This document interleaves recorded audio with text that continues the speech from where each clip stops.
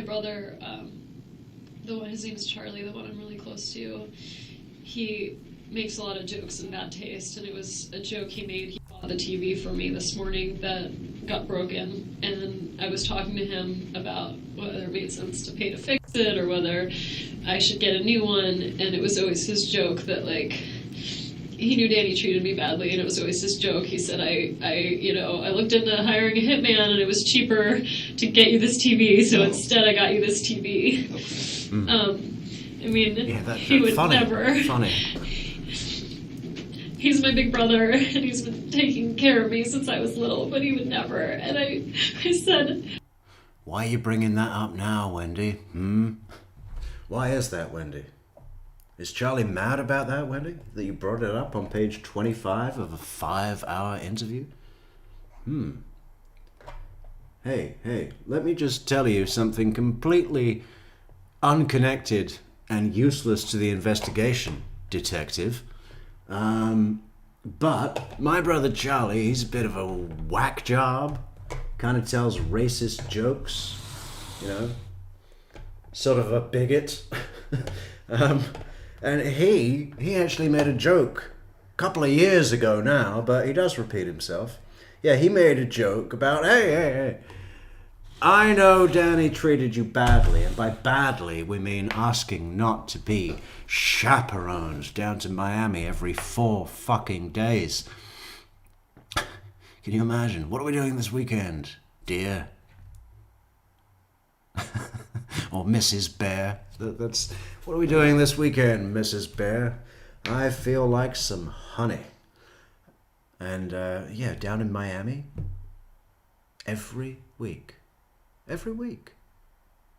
We have things to do. We have a young family. We're busy professionals, academics, right? We get a lot of vacation time, but not that much during the week, okay? I'm busy. Things to do. Yeah, let me bring this up about my brother mentioning the fact that he bought me a TV as a divorce present because it was cheaper than hiring a hitman. And I'm not putting that out here now as a way to point the finger at him. Far from it. It couldn't be him. He would never. But if. I told that to the repair guy this morning. Right. That's okay. He asked me how much it cost, and I said I didn't know because it was a gift, because my brother said it was cheaper than a hitman. It was my divorce present. Okay. Such a horrible thing to say. I'm so sorry. That's okay. But I suppose Wendy's excuse, you couldn't use this, Wendy. That's fine if you want in one of your future cross-examinations. Or direct. That's where you get the most heat, isn't it? Thank you, Georgia, for laying it on. What was I just going to say? No, Wendy's excuse or reason, let's call it. Wendy's reason would be that she was so traumatized in this moment that she didn't know what she was saying. She just blurted it out because it connected. And now she feels the shame of her brother's horrible joke. And somehow seems to actually be asking Investigator Isom for forgiveness. Which he will surely give just after he wipes those little fake tears away her pretty innocent face. My family, who felt like I had been mistreated, would never do something like this. Never. Well, you guys have been divorced for over. Look at my contorted face. Can't you see that I take a lot of pride in my appearance on a usual day? But today, I'm too traumatized to care, as is evidenced by my, let's not call it a mugshot, but should have been. That photograph, right? Should we bring that up? Bring that up right now? The one that I hate? The one that is so disgusting that it gives me night terrors. Not really, Wendy. You're not that important to me. I kind of hope you get off, to be honest. That'll be good TV. Go to trial and win. How about that? Yeah? Anybody else kind of want to see that? You know, because if she goes to prison, you know, we'll see so much less of her. If she goes to trial and gets off, she can parade around on all of those mainstream true crime shows about being a martyr, right? A victim. She'll love that. And it'll just give us more stuff to talk about. What an evidence. That's way better than her going to prison forever. Obviously, when it comes to justice, that may well be the preferred option. But for my own selfish gains, I'll take as much Wendi content as I can get. Thank you. Year, has there been any type of abuse in that time? Of him towards me? Yeah. No, it's Of him towards me? No. But I was very abusive to him. I mean, that kind of is the truth, isn't it? Really? Of him towards me? Why would that need clarification in the context of you sat here sobbing about how horrible he was to you? And, you know that thing where people... Chandler Halderson's got a good one where the detective says, "Is there any reason why there would be blood in their vehicles?" And Chandler goes, "Blood in their vehicles?" He seeks to clarify the wrong point, the point that isn't being even intended as an option. The focus of the question is the blood, right? Is there any blood in their vehicles? Because we know there's going to be other stuff in their vehicles. Empty coffee cup, loose change, ice scraper thing that every Wisconsinite has to have in their car by law, even in the summer. Yeah, there'll be a lot of stuff. But any blood? Blood in their vehicles? And what did Wendi just do? We've already created the context of her being the suffering under the lash of Markel. For years, she suffered under the lash. But, and her family are all been just going, "Oh, he's so abusive. He knew that Danny treated me badly." And then the question was, by Isom just now, what was his phrase? Has there been any abuse in this time and during this time? From him towards me? She seeks to clarify a point that's not even, realistically confusable with the premise of the question, right? Not at all. Not even a little bit. But again, traumatized. Didn't know what I was doing. Said anything. I said a student that got a bad grade. Or Crazy Jeff. Oh no, I didn't say Crazy Jeff. I waited until Jane came in and I forced her to announce. After spending the last several months making sure she is susceptible to my mind control. He's litigious and we have an Wendi, please send me another letter and tell me that anything I'm saying is wrong because I have your fucking number. Ongoing case because the house, it shouldn't be, That's in the terms of the expression. I actually don't have a phone number for you at all, and I wouldn't call you, even if I did. No, it shouldn't be in my name anymore, but when we settled the case of our divorce, he said, one of the agreements the court said was Danny wanted to stay in the house. They said, you can have the house, but you need to pay her half of the amount of what the house is worth. And he agreed to it, and then months passed, and he just never paid me. Okay. And so we have ongoing litigation where I filed a motion in the court to have him pay me what he said he would, and he filed a counter motion for sanctions against my attorney because he thought that she did something wrong, which she didn't. But so, I mean... Kind of going into shit that don't matter here right now, aren't we, Wendi? The man has been shot in the face. No, I took my name off the title and I waited and I said, what happened? Where's the money? You agreed. This is abuse. She withdrew from the case and was going to serve as a witness, so she's not. Look at my big snap smiles. Look at my... Yeah, that's the thing with Wendy's over-the-top fucking facial contortion shit that is so hilariously badly acted. It's not even funny, right? It's just sick. The facial contortion stuff, it's almost like she takes it to a level that is so over-the-top ham acting that that people don't dare question it to see if it's genuine. They don't dare call her, you know, because if they call her, they'll be the bad guy. Honestly, Isom, love you, buddy. Would love to come to a cookout at your house, and I'm sure your hospitality would be second to none. I really think we'd get on, you know, talk cars.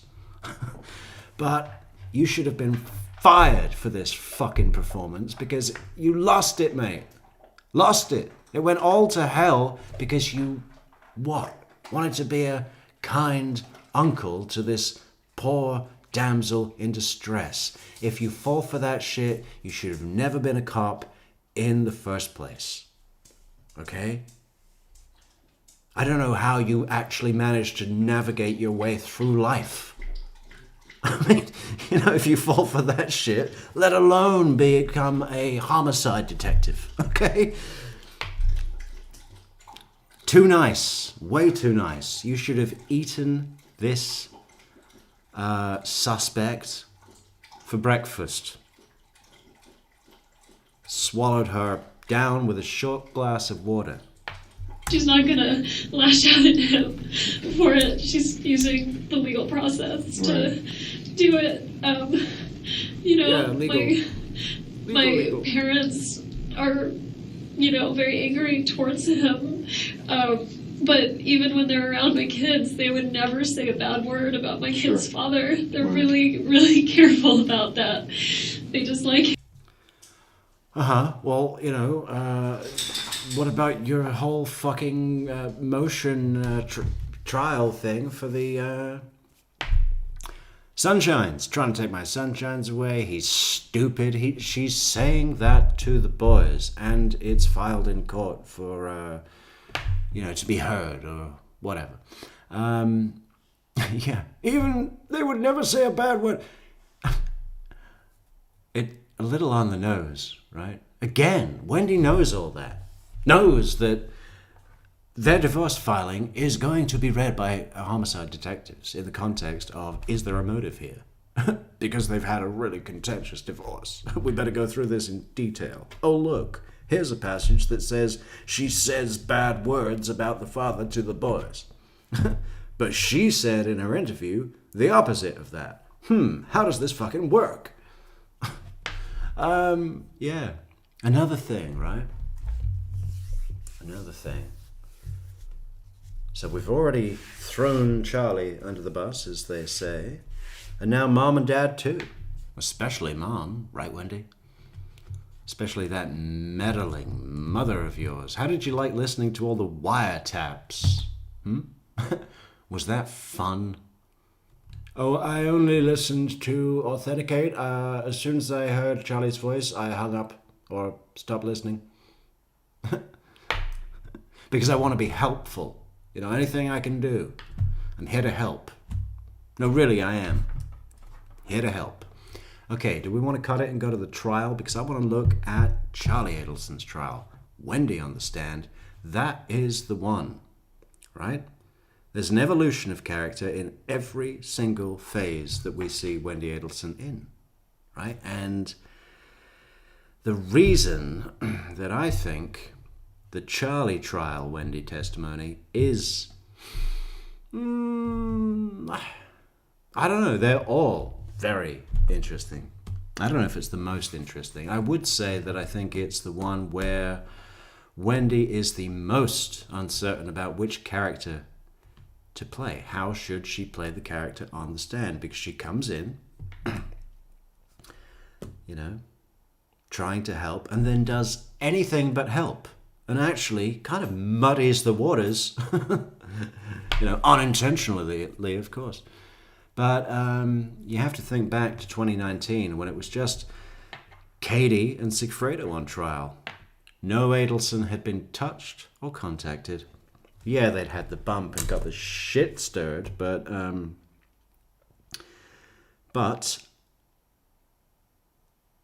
I think they were pretty confident at that point. I think they thought that Sigfredo would go down and they'd get off because they're wealthy and white. Wealthy white witness, not criminal witness. And then similarly in Katie 2, although Charlie had just been arrested, and then we had the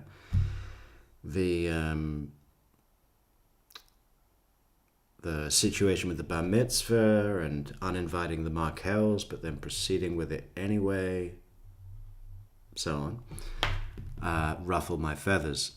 Ruffle his mental feathers. And then Charlie's trial.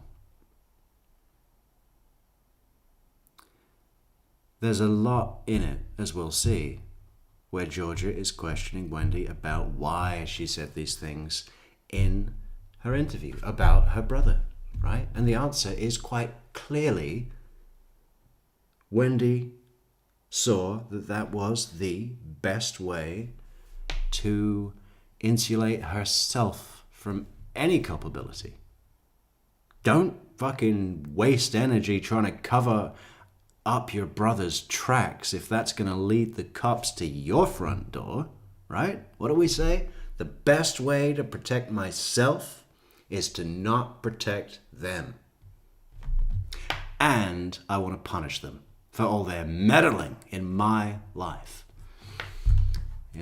I want to show them,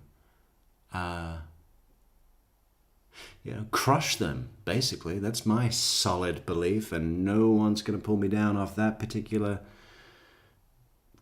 cloud of belief. But they know he's the father of my kids. They would never do that. Right. I don't know who would be angry enough with him. Well, that's what I have to find out. And Jeff just didn't even come into my head, even though he flew into a jealous rage. I want my kid back, man. That's my child, man. I want my kid, man. Thank you so much, Melissa Anderson, for the 5 cups of cappuccino justice. We appreciate it, and we appreciate you. Thank you so much. What were we saying? We were saying something about, I don't know. Let's go to trial.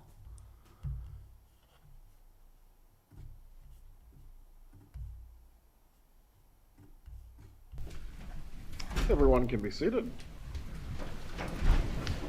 State, please call your next witness. State calls Wendi Adelson.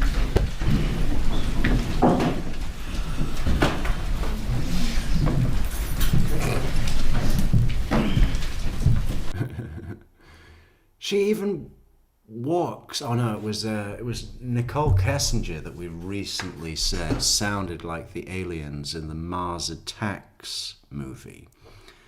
But do you remember when one of the aliens in the Mars Attacks movie poses as a human woman and has a funny walk?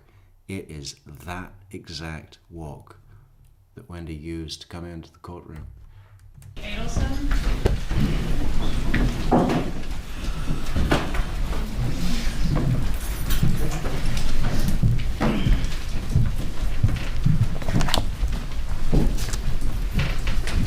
Please raise your right hand.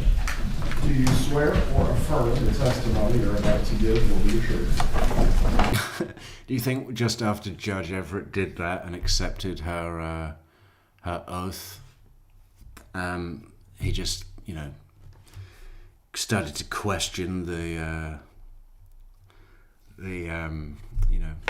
whether he's in the right role, just fuck my life, what am I doing, wasting my time. I'm asking Wendi Adelson, do you swear to tell the whole truth and nothing but the truth? So fuck this. What's the point in any of this? I've had enough. I'm going home. Past a bakery. Maybe even more than one. I like the bear claws in Donatello's, but the Belgian waffles are better at flapjacks. And you know that Judge Everett only eats flapjacks that he makes himself, right? Every year he convinces his wife that he's going to cook flapjacks for the entire neighborhood. Guess what happens? He eats them all himself is the answer to that, in case you didn't get that.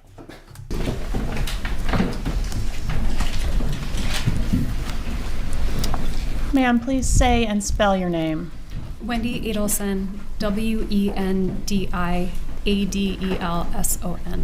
Where are you from, Ms. Adelson? I'm originally from Coral Springs, Florida. And where do you live now? I currently live in Miami. How are you employed? Now kind of part-time. I do asylum work and I fundraise for nonprofit organizations. Are you an attorney? By training, yes. Okay. How long have you been a member of the Florida Bar? Since I graduated and took the bar in 2006. And are you here today pursuant to a subpoena? One thing I might want to do, we're not going to pick apart every stupid little thing she says, because we've done that 1,000 times before. And, what do we want to capture? I want to take note and see if there's a pattern in Wendy's style of answers. I'd like to see how many answers she gives that are, I don't know. There's several variations where she reshapes the narrative, right? That's a thing that she does. Demonizes Markel. Let's get some fucking stats on how many times she does that. Every opportunity given, right? But what's the number? I don't know. We'll see as we go. Subpoena. Yes, ma'am. All right. And that subpoena confers use and derivative use immunity to, so nothing you say could be used against you in the future. That is correct. Okay. That doesn't mean you have full immunity from prosecution, but no. Oh, hey, Melissa, is it Anderson? Oh, hang on. It'll pop up. Pop up.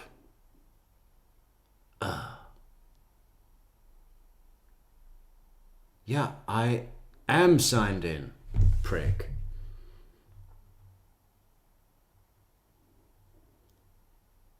I did continue. Oh, yeah, Anderson. Melissa Anderson says, thank you for saying all that about Isom. Wendi is smiling while fake crying. She's singing her words.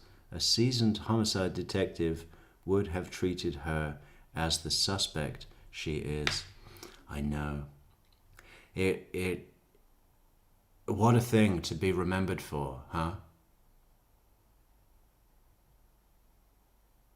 I don't think I think this is probably the biggest case of his career, right? Right before retirement, so there's not even any time to go and do something good that you can be remembered by to cover up your massive fuck up. Tough break. But he's retired now, so we can't fire him.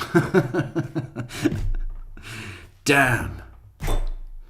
Maybe we should make him work more, right? We'll fire him from his retirement and bring him back into the academy. Just he has to do the whole academy again for training, right? Because of his fuck up. Nothing you say here and nothing derived from it could be used in that prosecution. Is that your understanding? That is my understanding. Did you know Daniel Markel? Yes. How did you know him? We were married. When did you meet Mr. Markel? We met in the fall of my second year of law school, so fall of 2004. And where did you meet? We met in Washington, D.C. He was working there, and I was looking into a summer job in Washington. And when did you get married? In February of 2006. And when did you live here in Tallahassee? And I am always this careful when I am pronouncing dates of the year, because numbers are important. We married in February 2006. And I am born on April 21st, 1979. We lived in Tallahassee Sorry, 22nd. my third year of law school, so from August of 2005 until I think around maybe May or June of 2006. And then we moved to Miami for a year because Danny was interested in working at the University of Miami. Mm-hmm. He did not get the job. Well, yeah, who wouldn't be? Like, he probably wouldn't qualify for your alma mater of Brandeis. Yeah, if only he'd have gotten that job, he might have not ended up dead. Job at University of Miami, and so we moved back here in 2007 and lived here until 2014. And where were the two of you employed during the time you lived here in Tallahassee? I was employed at the FSU Center for Human Rights, and Danny was employed at FSU Law School. Were you both professors at FSU? The human rights. Where does the right to stay alive factor in? Pretty high, right? A primary. one of the most important human rights that there is, the right to stay alive and not be shot in the face in your own home by your family. Yeah. College of Law? Yes. And were you living on Trescott Drive at that time?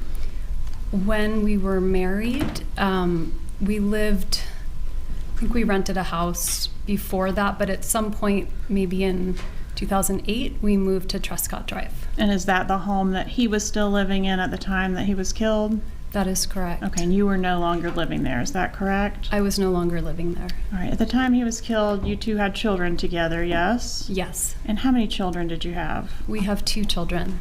And what are their ages now? They are 13 and 14. What about at the time of their dad's death? At the time of their dad's death, they were 4 and 3. When did you separate from Professor Markel? In the fall of 2012. Whose decision was it to separate? It was my decision. And was part of the reason for the separation the two of you having differing views on how to raise your kids as far as within the Jewish faith? I mean, it was a small part, but it was part of it. Okay, that seemed to be something that came up a lot in your communications, so that's why I ask about it. What was the difference of opinion on that? I mean, when we first met and started dating, It was only a small part because, as far as Wendi was concerned, it wasn't even up for discussion. There's no meeting you halfway. We're doing it how I want. Okay, that's the only reason it was a small part to her. Right? dating Danny wasn't as Let's go to the chat. Hey, Pearl. How you doing? Good to see you, Pearl. Jill, not Wendy. Howdy from Dallas. Nice. Mary A. Okay, we had Mary B in here last week, so nice to have the original. Good to see you. Beth, Crazy Beth. How you doing, Beth? Acapella. Good to see you, man. I thought for sure Metrix was going to say, right after Ison wipes the powdered sugar off his lips. I generally never touch the powdered sugar shit. Did that come from Kappelman originally? Because if it did, it's the only thing she's ever said that I'm not a fan of. I hear people do the, other channels talk about powdered sugar, and I'm not impressed. It's like the cookie jar thing that the cops always do, right? It's like it's a little basic, right? We need to come up with something from the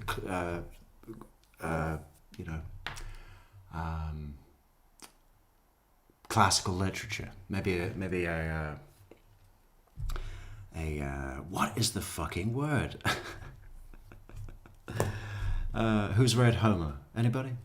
observant or as religious as he became over time.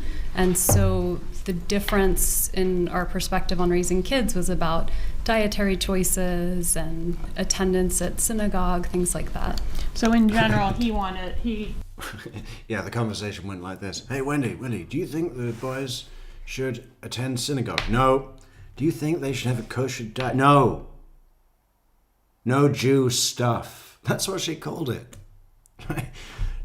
I think the local Jew stuff. She might have said Jewish, actually. I think she did, which is marginally less dismissively insulting, and some of the local Jew stuff, whatever it is. That was certainly the attitude that I absorbed from her sentiment. Wanted to raise the children more strictly in terms of the faith than you. That is correct. Did you move out of the marital home while Mr. Markel was away on a business trip? Little birdie sends a pink glove. Little birdie. Plenty of room in the nest for eggs. Breakfast round your place. Isabel Rivera. Yeah, good to see you. Sandra, veggie girl. Neverly, darling, hello. My friends, that cycle here with cycle through here with transient regularity. Yeah. I found that thing where she says 4 words in a letter to the judge, which all mean essentially exactly the same thing. Which in her mind, I'm sure when she reads it to herself, she's vocalizing it in her, because it might be effective if you're with spoken word, if you can use it to really hit a point home. You see that in a lot of, I don't know, political speeches, other speeches, any speech. War speeches. What is it? Scandalous. That's one of them. Scandalous. Impertinent. We'll get it. I think it's in this trial, so it's coming up.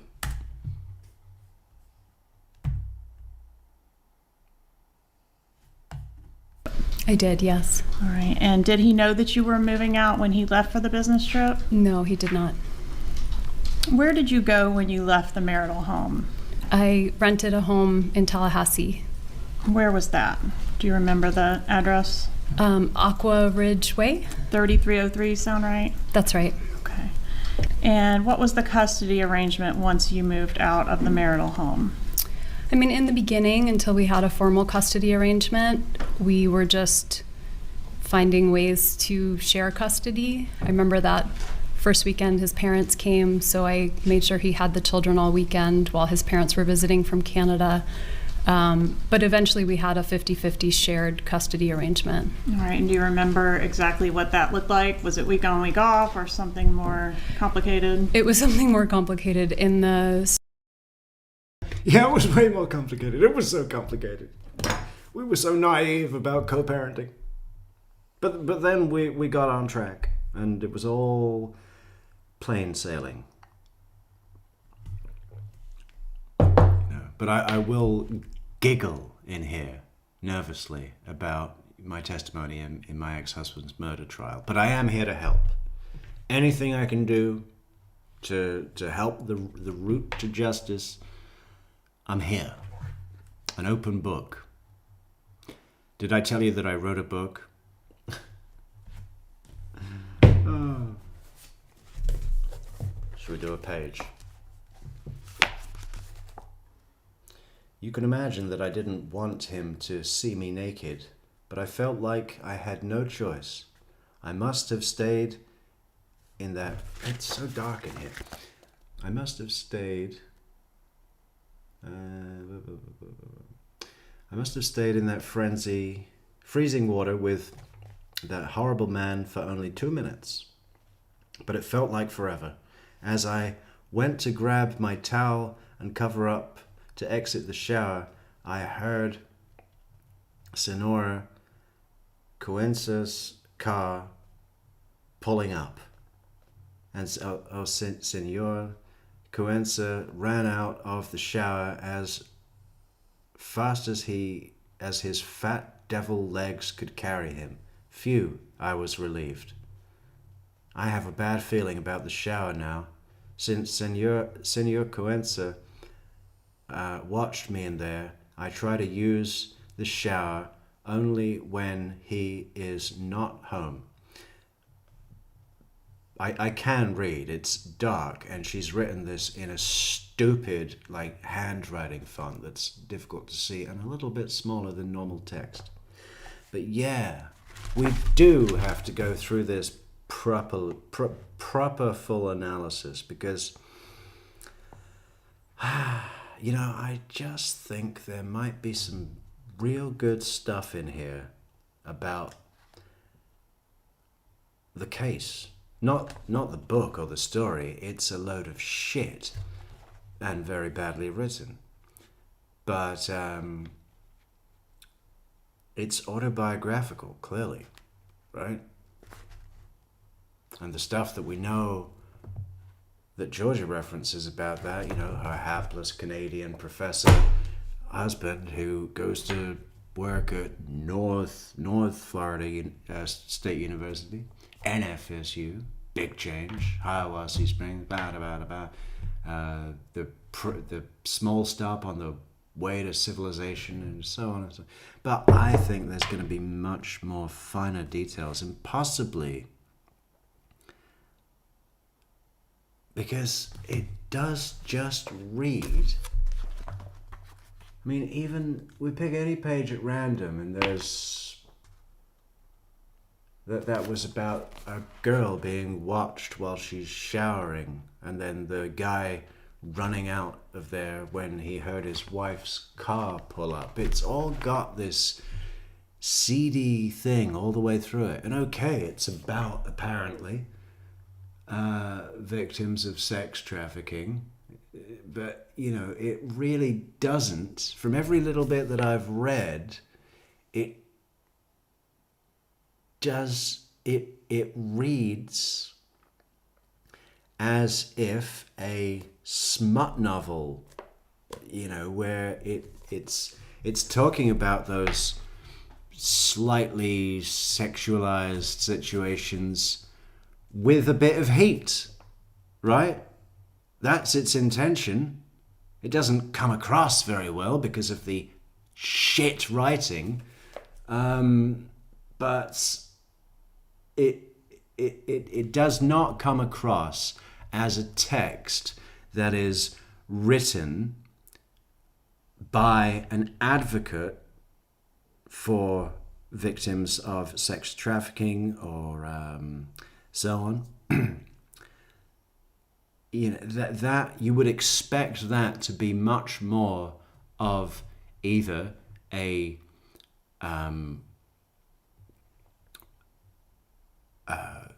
non-fiction text, or if it were fiction, some sort of cautionary tale, or you know what I mean? I don't know if a cautionary tale would be the best way to put it, but not further exploiting the kind of subject matter of the material by further sexualizing the content with the feeling of a kind of erotic intrigue, right? And that, coupled with her media interview where she was discussing the book with zero, you could tell that the anchor for the media interview was kind of expecting from the piece, right? Having this author on who's an advocate for sex traffic victims living around Florida and the wider United States of USA. The presenter, the anchor for the media broadcast was expecting, you could tell, to kind of, she was saying things like, oh, what are some things for people to look out for? And Wendi came up with a load of shit that she obviously hadn't even prepared, because she wasn't going on to discuss that in the first place, right? It was all smiley, smiley, smiley. Look at me, look at me, look at me.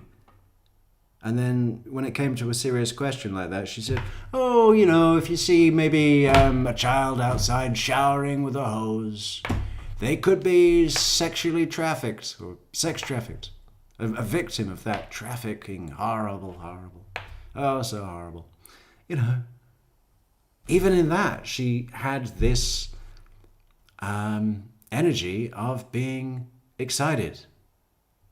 Either to be on the show, on TV. I'm sure that was a big moment for you, wasn't it, Wendi? But you know what? Corey Richards also did that, and she looked like a fucking twat as well. So you kind of not really... if only you'd have got to speak at FSU, right? And give that address for all the freshmen for reading your shit book. But you missed that, didn't you? Shame. I was thinking of getting in touch with the class of what would it have been?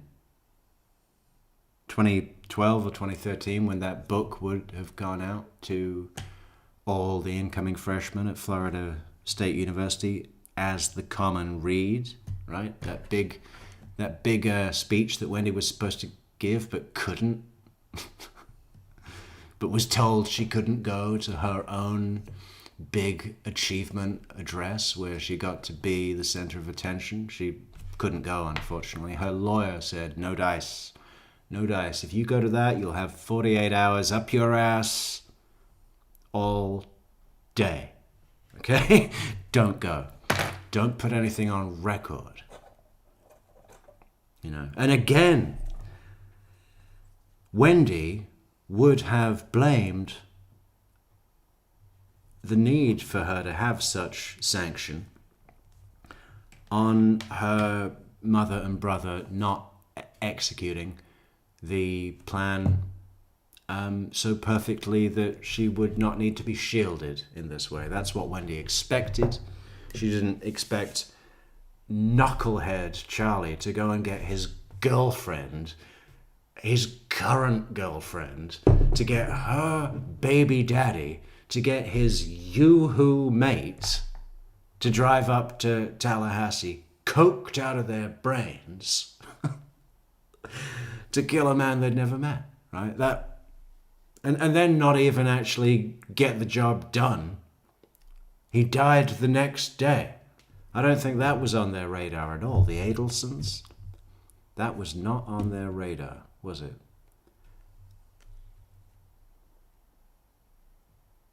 It was like, hire guys to get the job done, and you got to think, when they know the hitmen are on the way, and the people in Miami are waiting for the word to come down, a report, right? What happened?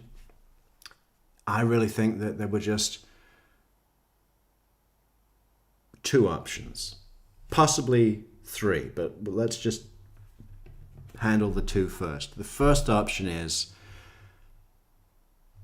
a successful kill, right? They go up, they find Markel, they shoot him in the head, they drive home. Job done. Here's your money. Option two, no kill. They go up, they either can't find him, or they change their mind, or whatever. The third option, the only other possible third option that I think maybe Miami was considering, was they go up, find Markel, kill Markel, but then get caught by the police while they're doing it. Right? Now that could be good or bad for the Adelsons, right? I mean, if that they might not have to pay any money, or they could tell them everything they know. But of course, as far as Charlie was concerned, he believed, possibly, I'm not sure if he even thought this far ahead. He doesn't seem all that nuanced, does he? But he may have believed that Sigfredo, as the only connection between his family and the actual murder, for if Sigfredo got caught, for that to really affect Charlie, the only way it could is if Sigfredo turned Katie in, right? Which he may have felt insulated from, safe from. That's not going to happen. But yeah, one thing I don't think any Adelson considered, including Wendi, is what actually happened, which is the killers go up to Miami, find Markel, shoot Markel, go home. But Markel's not dead, right? And Wendi, all the way through her interview, is pushing for information. Are we going to get... Is the hospital going to call me? Do we know anything yet? Has he passed yet? You know, whatever she says. And, yeah. And then, of course, the money. Katie didn't leave Charlie's house until the next day, right?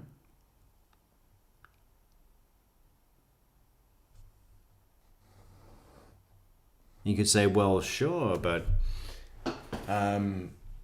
Sigfredo and Luis weren't even back yet. She didn't need to leave until the next day. All right. Well, then she didn't really need to be there at all. Now, it could be that the two people involved in this conspiracy, just while the kind of stress, when it's all going on and you're just waiting for news, that would be pretty stressful, right? We know from Katie that Charlie was very rattled that day. He answered the door in boxer shorts and carrying a gun. I mean, if that doesn't spell stressed out, I don't know what does. Right?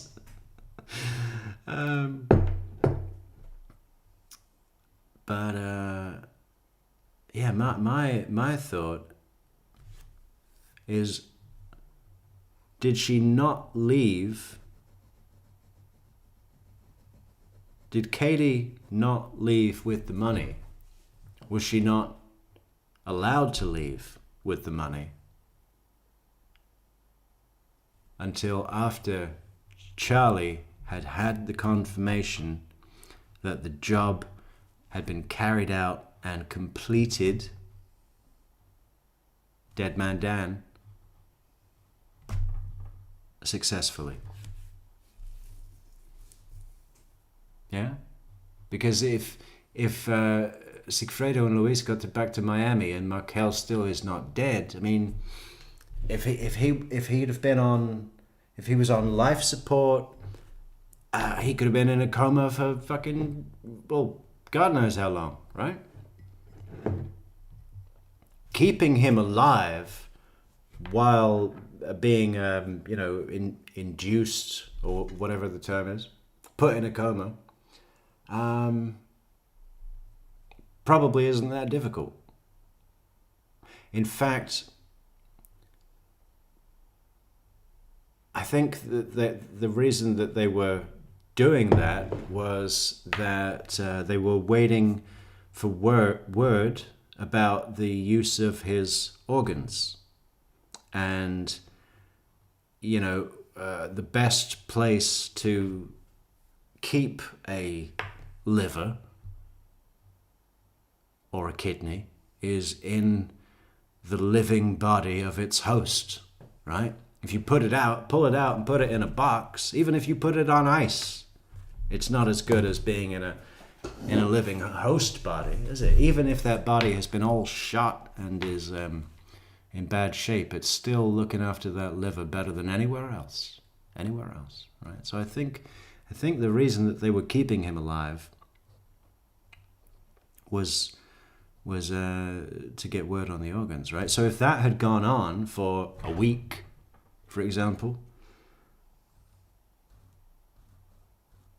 would Charlie have released the money?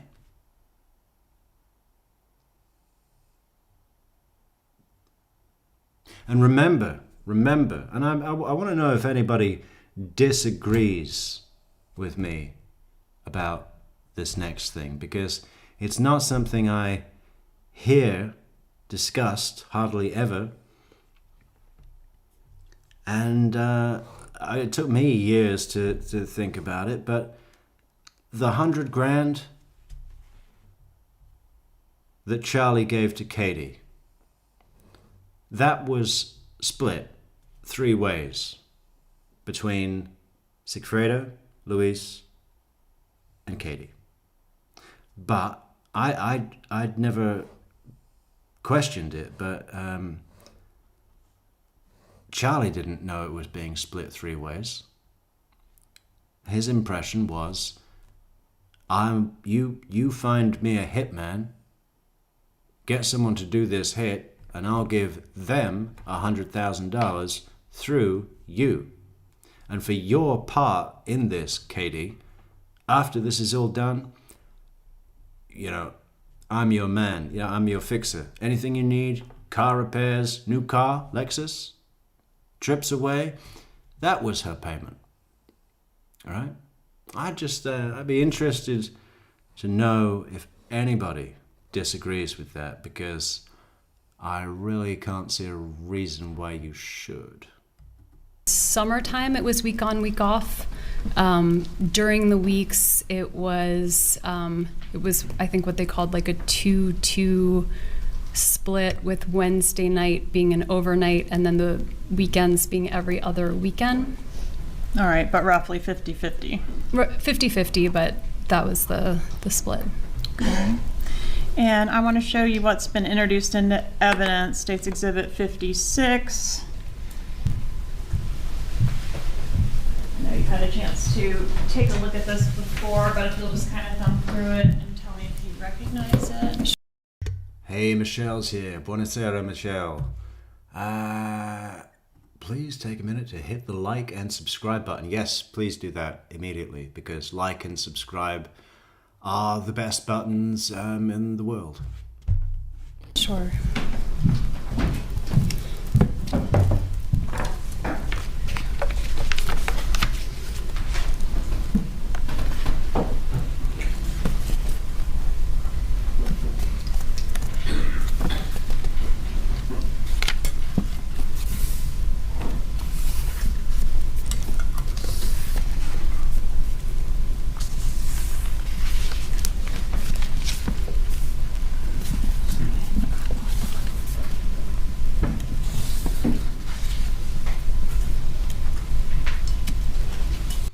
one thing, yeah, Michelle's on the right page, you see. Look at that.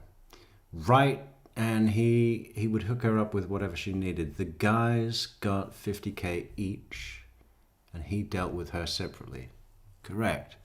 But, you know, and this is a little, I'm more open to this one, but I don't think I've ever heard anything to indicate that Charlie knew that Luis was going, or that two hitmen were going, or even necessary. The only thing that I even comes close to Charlie mentioning it was something that happened post,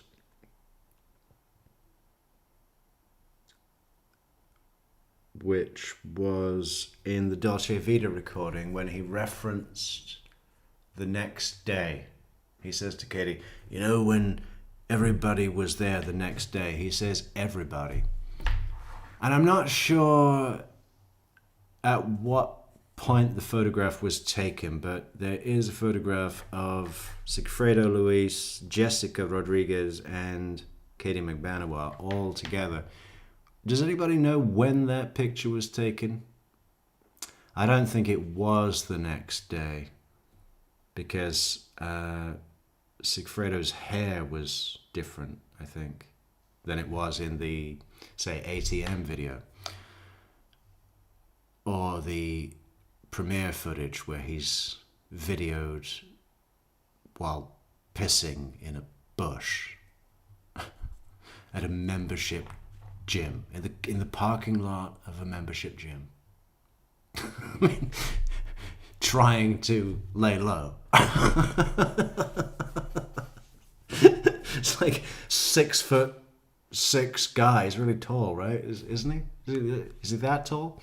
He's definitely higher than 6 foot. This big guy pissing in a bush. Cuban-looking guy pissing in a bush in our membership gym. Yeah. I guess most people wouldn't jump to the assumption that that guy was on a current and active murder stakeout. So maybe it was a good cover. He's too stupid to be a criminal.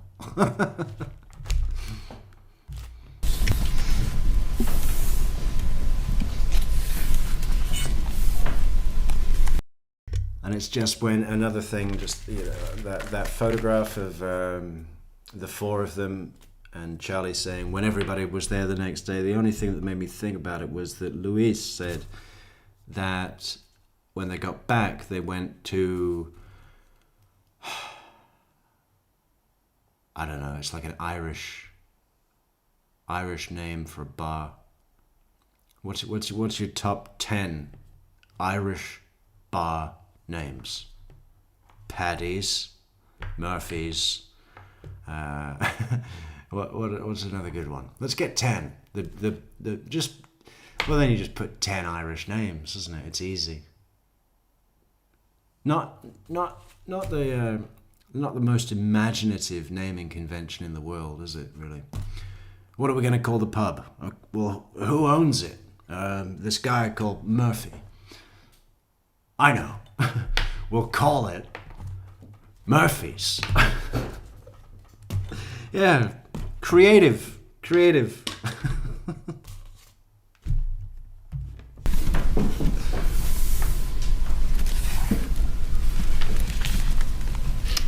you recognize the exhibit? I do. Is it a fair and accurate copy of your divorce file? It looks like it, yes. All right. And is it fair to say this was a contentious Great, look at this. We've got some already. O'Toole's, that's a good one. Paddy's, yeah. Riley's. Pub and Brew. Pub and Brew with the Irish stew, right? Actually, I could go for some Irish stew right now. That'd be good. Or some Carl Cannon.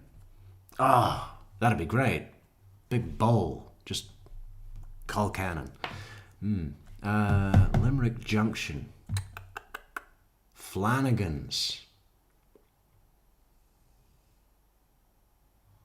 think we should like incorporate all of these into one big, long Irish bar name. Paddy O'Toole's Limerick Junction Flanagan Riley. A melting pot. Litigation process that you had with your ex. It was. And I want to ask you about a specific filing in. So we got 2 for the Limerick Junction. Is that some actual place? Where is it? Limerick, I suppose. At the junction. In there, it's on begins on page 43, and it's in reference to a filing on January 14th of 2013 where you were looking to relocate with the minor children. Do you recall that particular filing? I recall the filing. You said 43. I'm not sure I'm. Oh, okay. Yes, ma'am. On the bottom, there should be page numbers for you. Yes.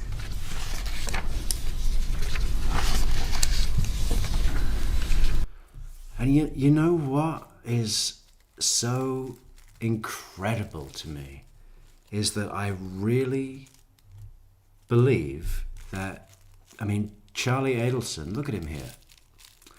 Does that look like the face of a man who has the slightest idea what is going on? Huh?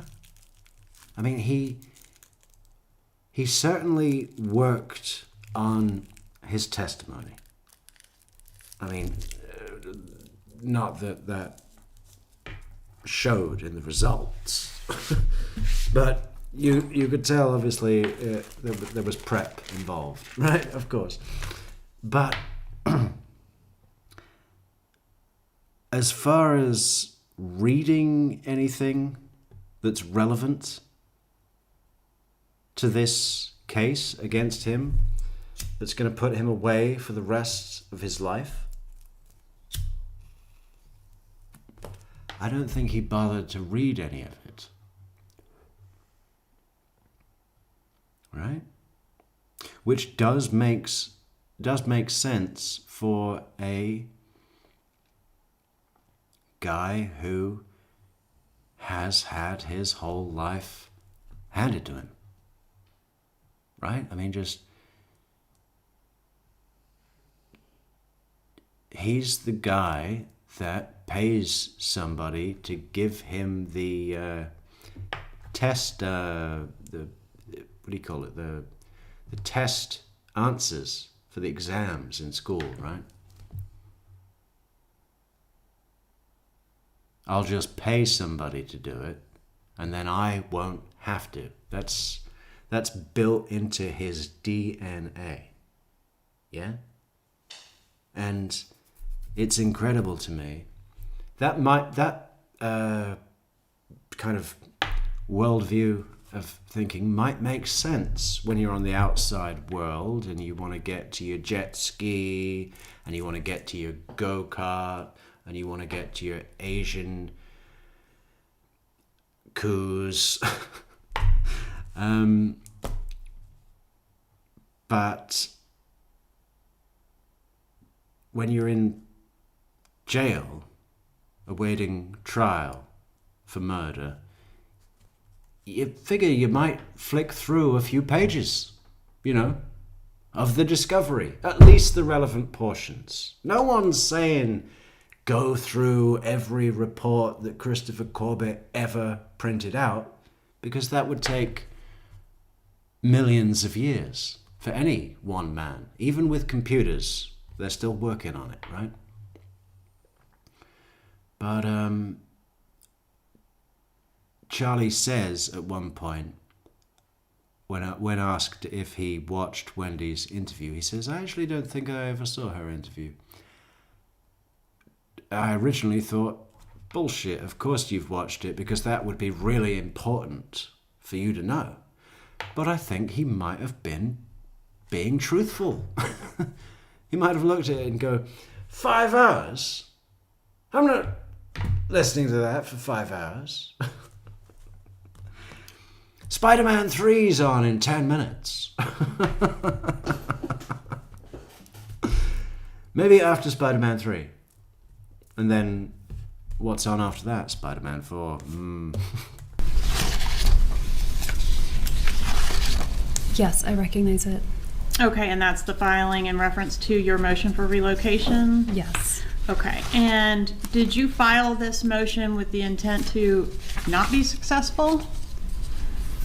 I'm sorry, I don't understand the question. It's been suggested that you never thought that was going to be successful, did you? I Or think not? I thought there was a small chance that it would be successful, but not very likely, no. Okay, and weren't you thinking, well, maybe Danny would be happy working somewhere else because he's mentioned applying elsewhere, so maybe he'll allow the relocation? Were you Well, thinking he that? and I talked about the relocation. So when we talked about it, he thought, well, if I can live nearby in Miami, that might work, and then I could commute to FSU. I didn't mean for him to leave FSU, but he wanted to leave FSU at some point, so that So was just a matter of time. So you thought it might be successful? Sure, I mean, I thought it was possible, but not likely. All right, and page 46 of that document, paragraph E references the job offer. The wife also desires to relocate to South Florida in order to provide a better quality of life for the children by increasing their access to close family and providing more stability and consistency. Who is the close family?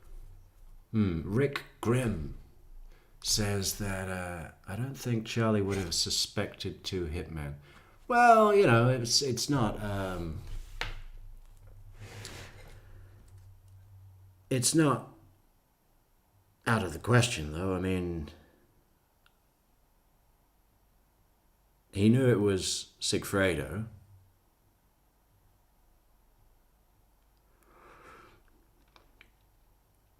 Right? I'm going on memory here, but yeah, that's why he asked. Sigfredo was brought up at the Yardbird dinner.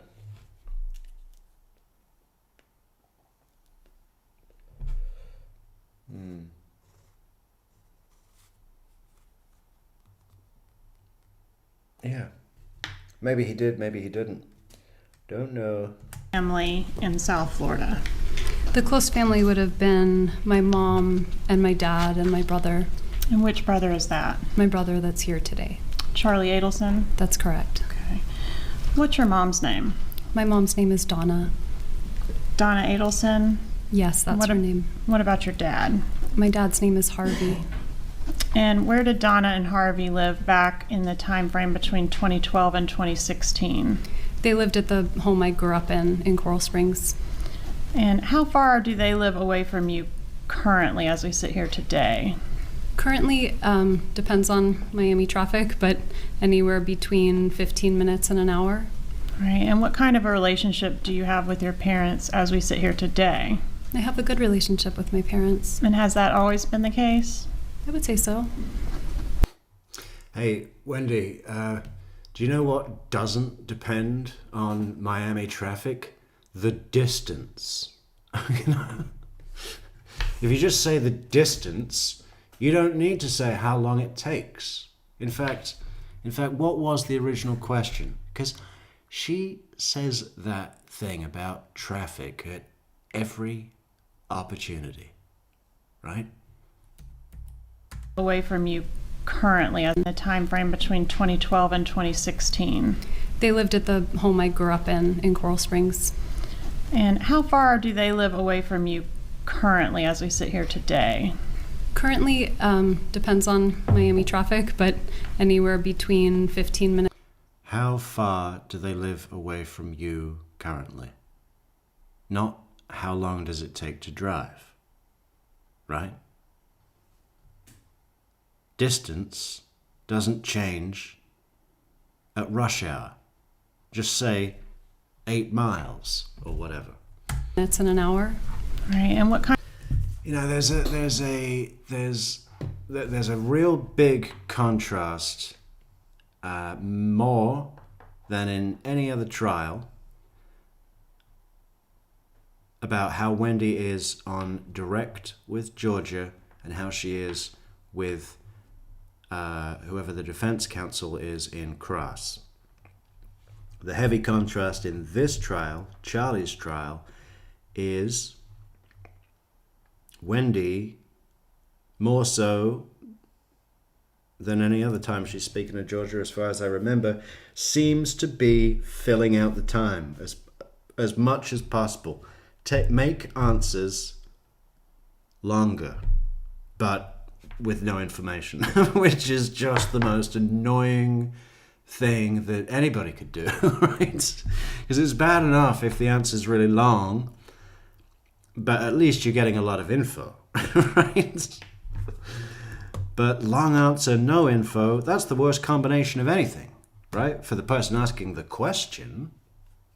And then, contrastingly, with Daniel Rashbaum, there's zero filler. In fact, their fully rehearsed script, cross-examination, but of course they never met, never met to rehearse. It's one-word answers the whole way through, as much as possible, right? There's a few I don't knows, quite a few, and a few I don't remembers, quite a few, and a few I don't know about that. What kind of a relationship do you have with your parents as we sit here today? I have a good relationship with my parents. And has that always been the case? I would say so. Can you describe the relationship that your mom has with your boys? I think it's very loving. But filling out the answers, it's not necessarily because there's a fixed clock, within reason. Wendi could be on the stand for as long as necessary, I believe. There's no time frame. It's not like Georgia's got an hour, and if Wendi asks her, it takes ages to answer each question, then the clock runs out and Georgia doesn't get any more opportunities to ask questions. But it does change the field every time, right?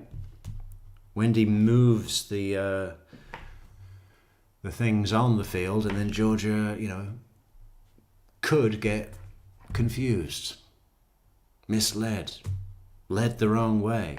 It's just carpet bombing of confusion, right? That's a big thing that she does. She did that all the way through her interview. Carpet bombing, just put a load of fucking random information everywhere. It's a big thing for her. And not just in her criminal career, but I'm sure in her life as well, right? In her divorce, in her many, many relationships.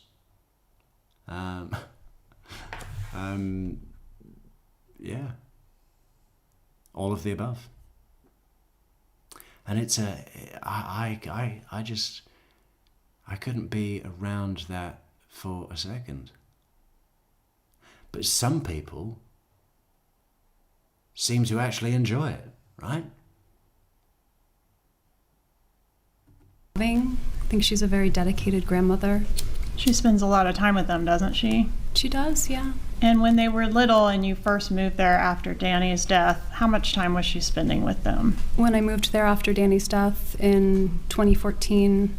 How much time was your mom spending with the boys? We were all living together at that point. So, we were spending every day together. How were your parents employed? Are they retired now? They're retired now. What are they retired from? My dad was a dentist, and my mom used to coordinate, kind of be like an office administrator at his practice. And did she write the checks at the practice? Paychecks? Yes. Mm-hmm. She handled all the bookkeeping. What was the name of the practice?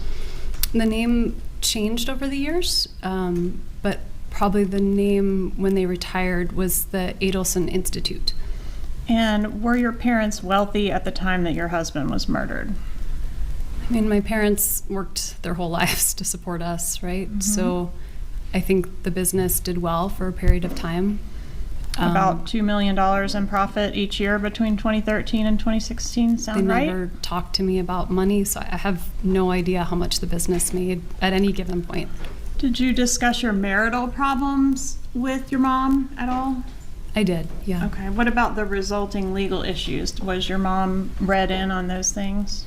I mean, I definitely updated her about the results of the relocation when that petition got denied, but not kind of the ins and outs of every part of our divorce. What about your dad? Was he invested in your divorce status? I think the same as my mom, just worried about me and worried about the boys. What about your brother? Did he take an interest in the ins and outs of your divorce? No, not really. Did he need to protect you from Dan Markel? No, I mean, I don't think I need protection. Were you physically in danger from Dan Markel? No. So Lily Willow 22 says Lewis wanted to rob the lady, Wendi. Yeah, he did, and that would have been fine. But it reminds me, because we want to start doing some Adelson's Mythbuster episodes, because there's a bunch of information. Well, I wouldn't even call it information. It's lies, all lies. Speculation, inference, and nothing. But somehow,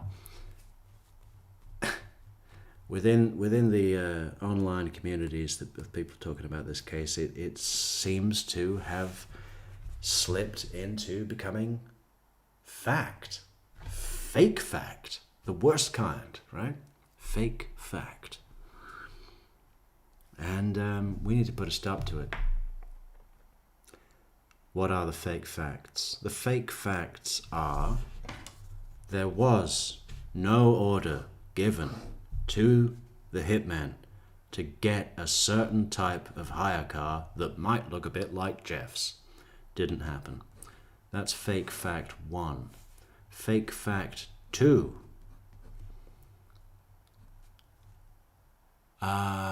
Luis and Sigfredo attended the Yardbird dinner to present themselves across the road in a truck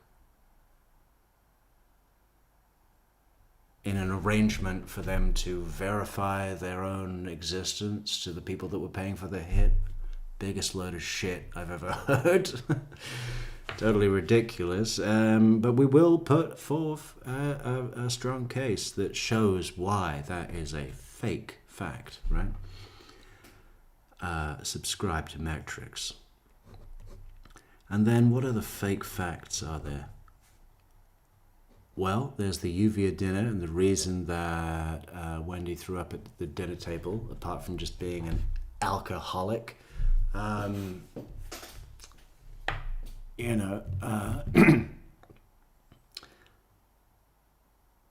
we have a strong supporting case for that. Reason being for that was that the Charlie announced to her for the first time who he got to do the hit.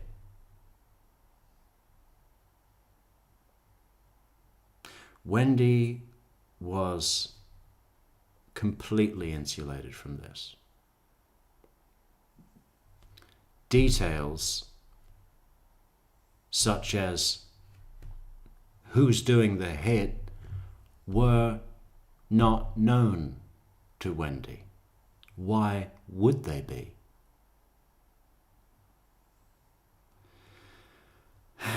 And don't, honestly, if someone in the comments starts sending me the picture of Charlie and Katie on vacation or something, they're by a dock or a balcony or something.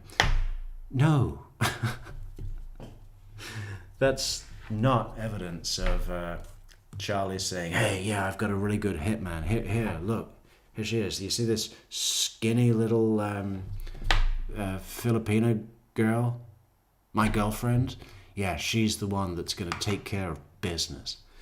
No, no, don't be silly. Don't be silly. What other fake fact is there? That last minute planning was going on at the beach meeting. Don't make me sick. That's ridiculous. No planning. No planning with Wendi ever about anything. Didn't happen. That was the plan, right? No information. Wendi, you've got a TV appointment and you need to be home at this time on this day because that's the important day that the man is coming to fix your problem with the TV. Do you understand, Wendi? That's the full extent of communications with Wendi Adelson, which is a large reason why she feels secure, if she does. I don't think she does particularly anymore. In fact, the cease and desist letters received by me, received by, I think, Leslie also got one, and I don't know who else. I think there was a third one, but I don't know because, well, you know, it's not that it's not important to me, it's just funny. But why? Why is Wendi Adelson and her attorney John LaRoe sending cease and desist letters to YouTube creators that are making videos about her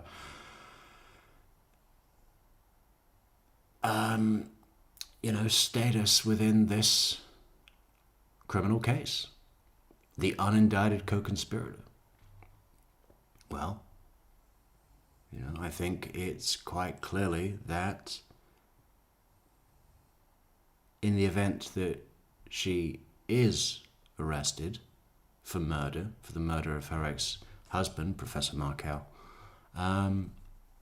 she would go for an Arthur hearing, which is the hearing in Florida that if you're arrested on a non-bondable offense, such as murder, where there is no bond, you have to stay in jail awaiting trial.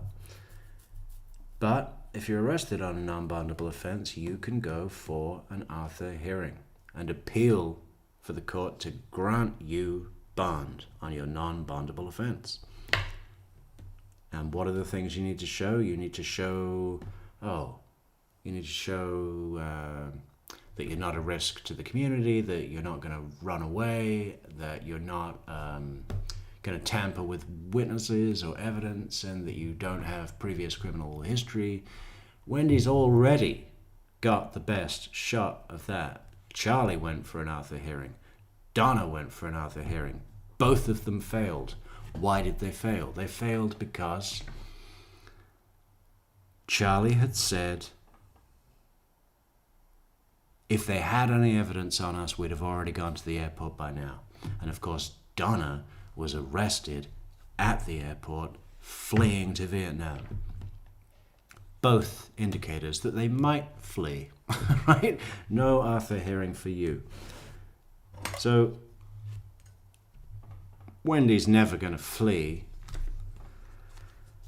Not in a way that she'd get caught, anyway. And probably not at all, because it would be too much risk. But what else can she do? She can create... This is something that neither Charlie nor Donna did. Create some kind of paper trail. Paper trail of what? Well, paper trail of all of the unfair, unjust abuse and harassment that she's suffered at the hands of YouTube content creators, right? It's all good fodder to go into the judge and say, I need special circumstances, my children are in danger, or whatever the case is, whatever the excuse will be, right? Those cease and desist letters, I cannot see any other reason for them being sent. I mean, it was a 2-page letter to me personally.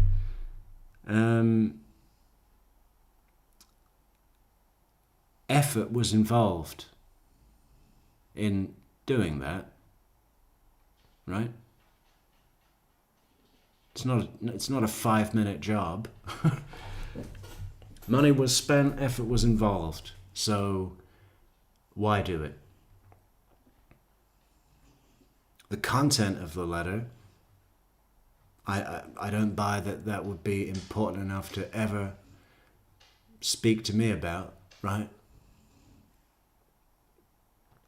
So there's an ulterior motive. And the ulterior motive is building up some kind of physical record of examples about how unfairly the public have treated you. And maybe you need a change of venue as well as being let out early on a non-bondable charge. You know, or not let out early, but let out to await trial.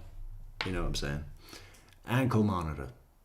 I think if they do give her an ankle monitor, they should make her wear it around her neck. A big one, a really heavy one.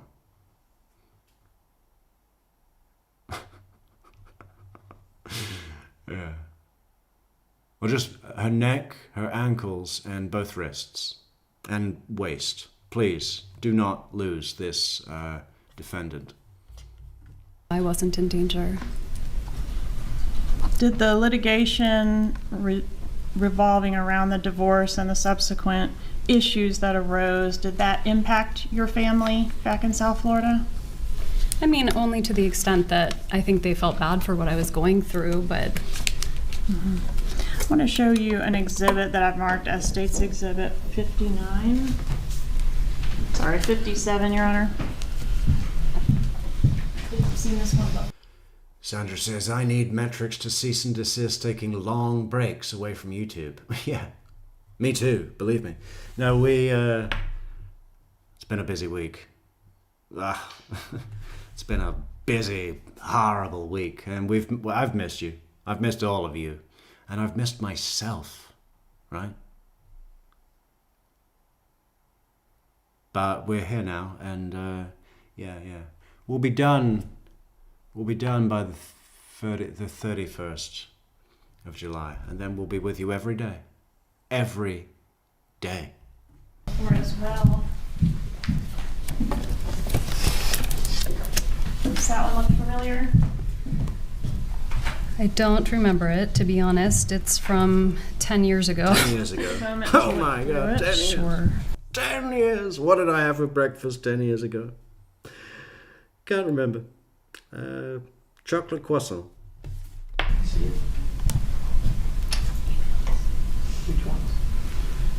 When you're done, I'll let opposing counsel take a look at it, but go ahead and let us know when you're done reviewing it.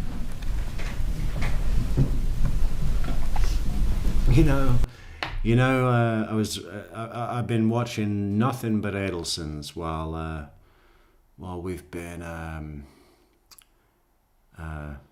busy, but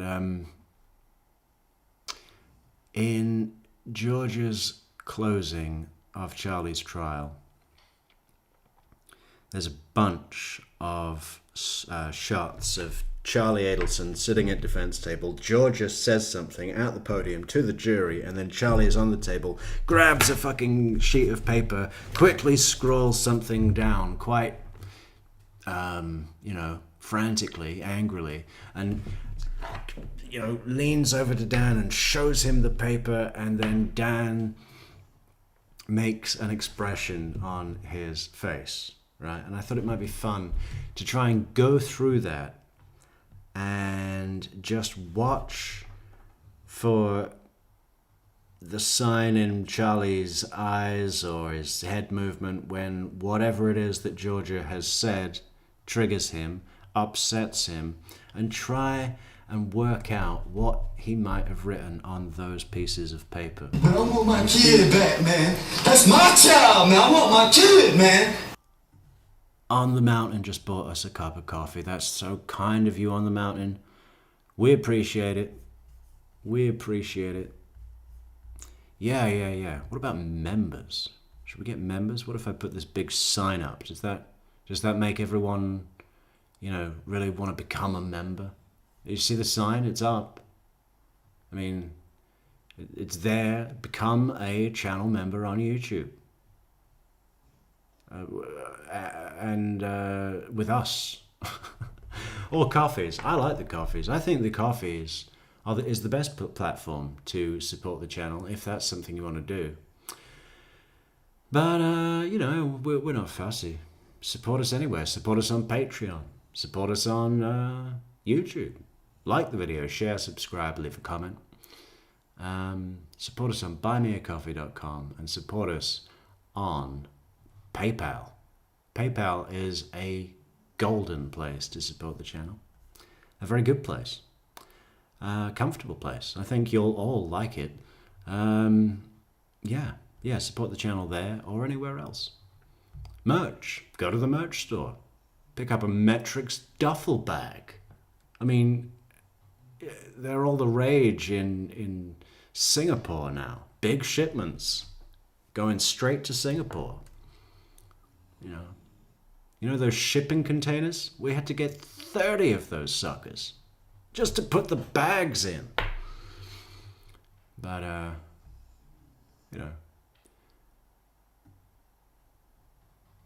don't know if we've got any viewers in Singapore, so it may be for some other motivation that we've had so many sales coming from that particular tax haven.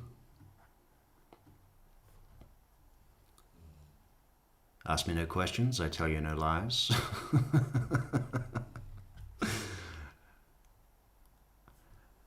Where were we? We were talking about...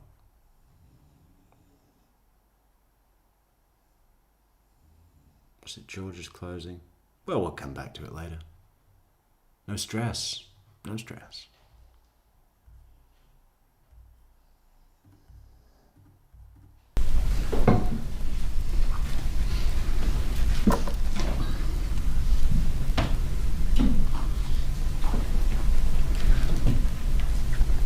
Oh, I've got to change that fucking alert. Sorry. Hey. Where's Spacey Dove? Spacey, I remembered. And I agree. You're right, and I'll change it. Yeah. I had an idea for a really good one as well, but I can't make it right now. But I'll change it just in case we get any more cups.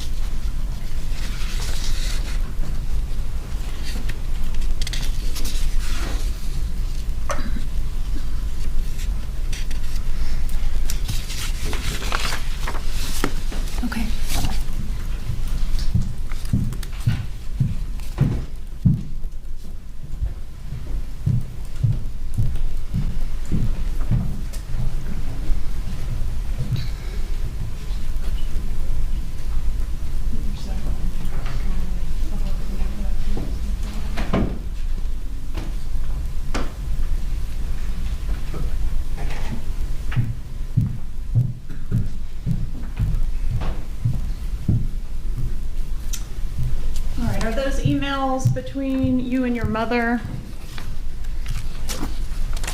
I don't think I responded. I think they're just emails from my mom to me. No? Okay, mostly all from your mom. Yeah. Okay, and the email address says, I think it's something like Wendi Harvey. Can you tell from the content that it's your mom typing rather than your dad? Yeah, the email's Donna Harvey, my two parents' names, so they've been married over 50 years, so they have a joint email address. So it's from both of them. Okay, so what I want to draw your attention to is page 2 of that exhibit, that first paragraph there above the word response. Did you have an opportunity to read that? I read it real fast, Kinda but scanned. I can read it. And what I want to draw your attention to is specifically the part that reads, your father has made numerous trips by plane for weekends and changing the patient's schedules around so he can continue to spend significant time with the children. Did you? Are you objecting, Mr. Roushbaum? I just didn't hear it get admitted into evidence. Judge, at this time I'd ask to move this exhibit into evidence, which Any number I've already objection? read. 57? No objection. It's 57 57. is admitted. Go Thank ahead. you. So that paragraph, isn't that paragraph going into detail about how the issue? I do want to do some videos on Daniel Rashbaum and try and work out exactly how he made his sales pitch to Donna, primarily, but all of them. But Donna was clearly his, target of operations. I mean, he dressed her up, right? I mean, just seriously. But because the main telltale sign is that he isn't here to win at all. There's a number of things that really show the nature of how he went about this con job, basically. And I think the reason throughout this trial you catch the judge and both prosecutors sort of giving wry smiles occasionally at Daniel Rashbaum's performance. And I think, no, it is my strong opinion that they're doing that because they are familiar with lawyers that operate like that, right? Just see a high-ticket item and go and get the fucking job by any means necessary. And if that's on convincing your client that, hey, listen, the state's got nothing. The state doesn't know it. They don't know anything. Wait until I get that Catherine McBanner on the stand. That's going to be our target, right? A two-time liar. You think the jury's going to buy that? Who are they going to believe? A criminal or a dentist? Right? And so when he's doing his song and dance, basically, that's actually what Judge Everett calls it at one point to his face. Let's have a sidebar so we don't have to have this song and dance every time.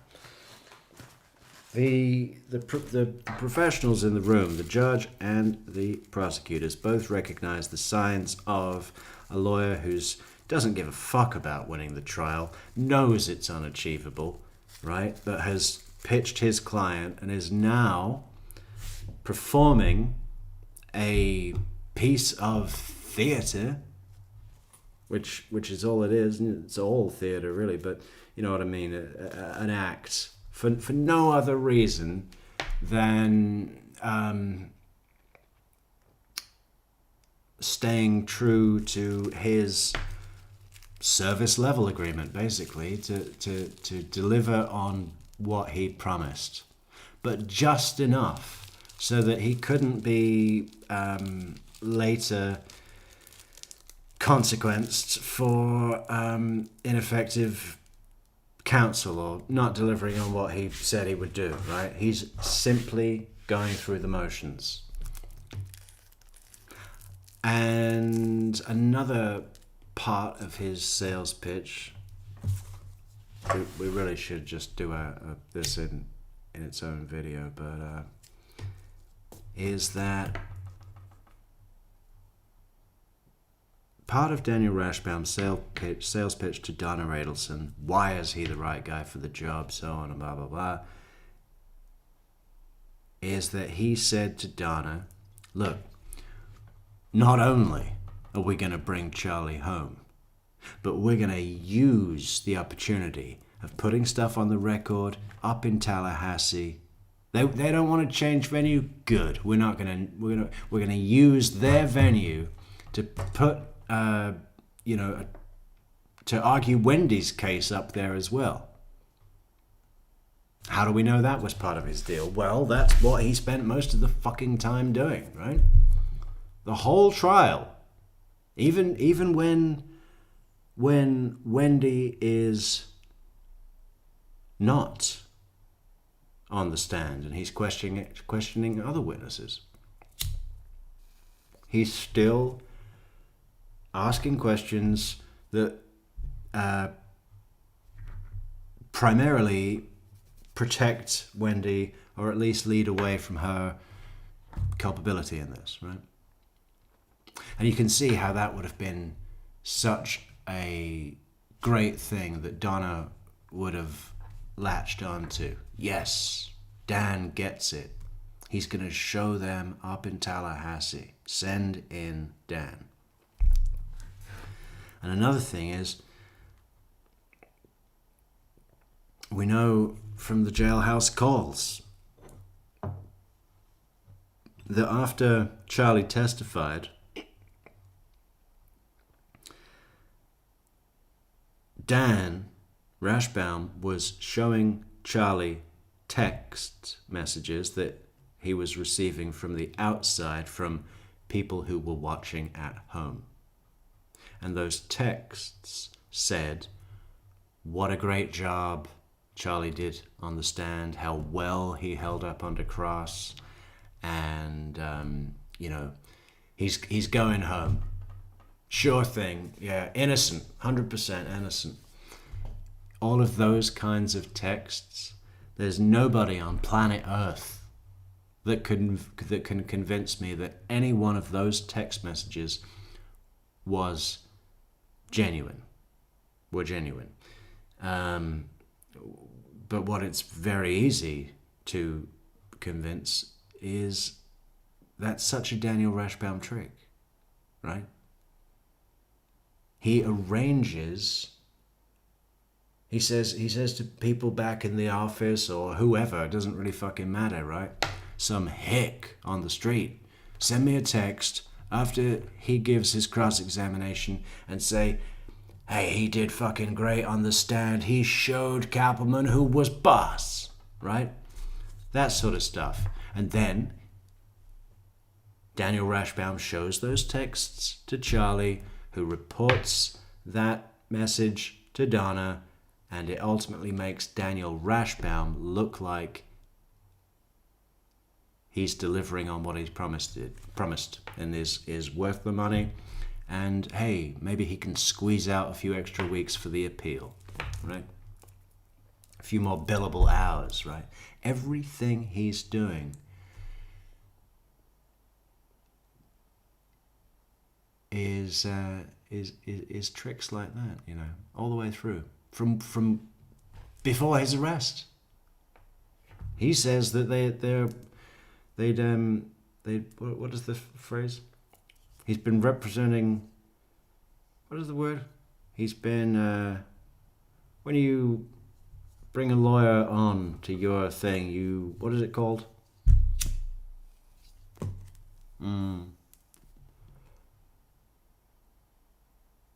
Oh, come on, someone's got to know. That's going to drive me nuts. It's called.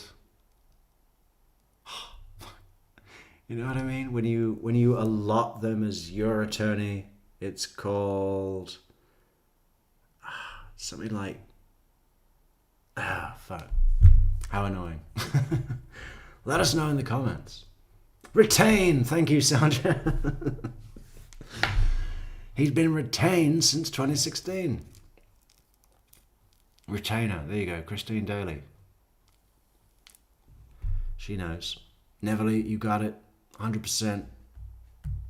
Surrounding your divorce and litigation is financially impacting in a negative way your parents' business. That's what my mom says here, yes. Okay, and it also says, additionally, this loss of income affects my family because my older brother, also a dentist, purchased the practice from my father in mid-July 2012. He has a monthly payment to make to my father based on the sale of the practice. It isn't fair to him to have decreasing monthly income statements from the practice due to my parents spending so much time here in Tallahassee. God, can you imagine a judge reading this as a case?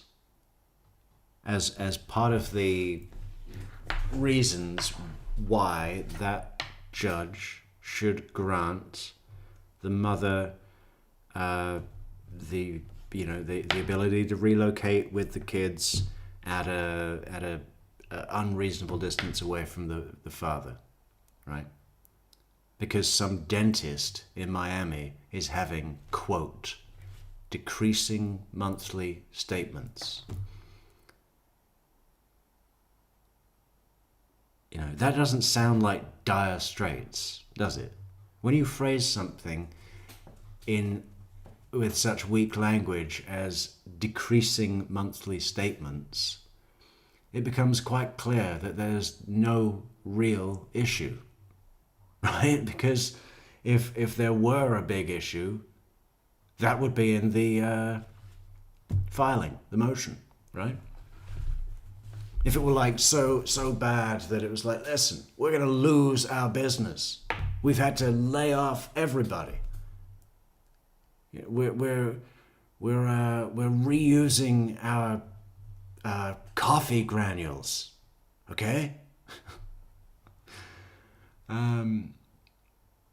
We've run out of Novocaine and we're having to operate all our patients without anesthesia. This is not workable.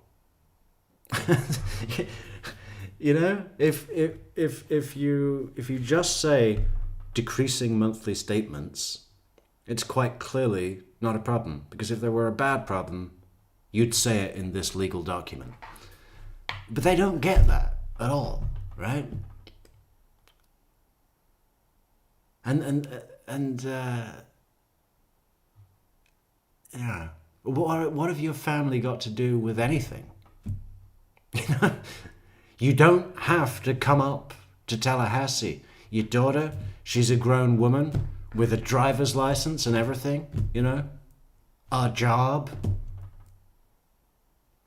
a whole fucking list of people all over Tallahassee that do all of her work for her and buy all her shit and whatever, you know. People that she uses everywhere. I mean, you don't need to come up. Your family's decreasing monthly statements and your ownership history between your brother and your father for the fucking practice is like, okay, give a fuck. You know? Nothing. But they don't get that. Which is incredible, considering that they had 3 high-powered attorneys working on this case. What were they saying? Again, I think if someone like Donna Adelson walks into a legal office and says, "I need a lawyer. I want to go to war, and I don't care how much it costs. We want to get a win, and we're willing to pay." Is anybody gonna say, "Hey, you know, I don't think there's any hope of getting this through. So don't hire us," right?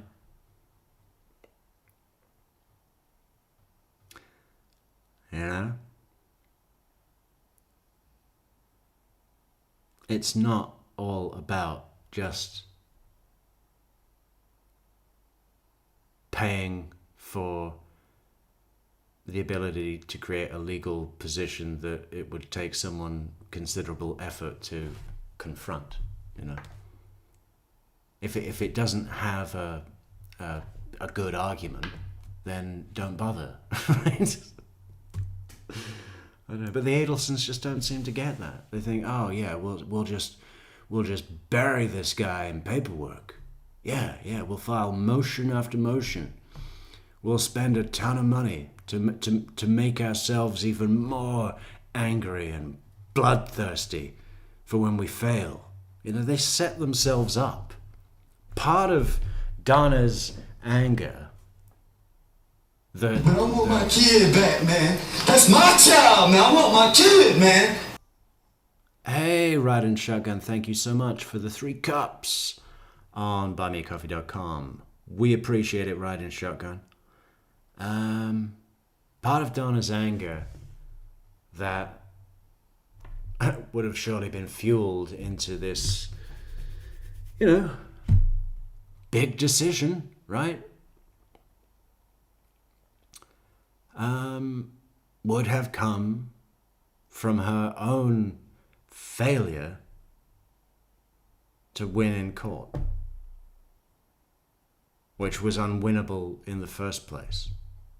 So that's like a vicious loop cycle, isn't it?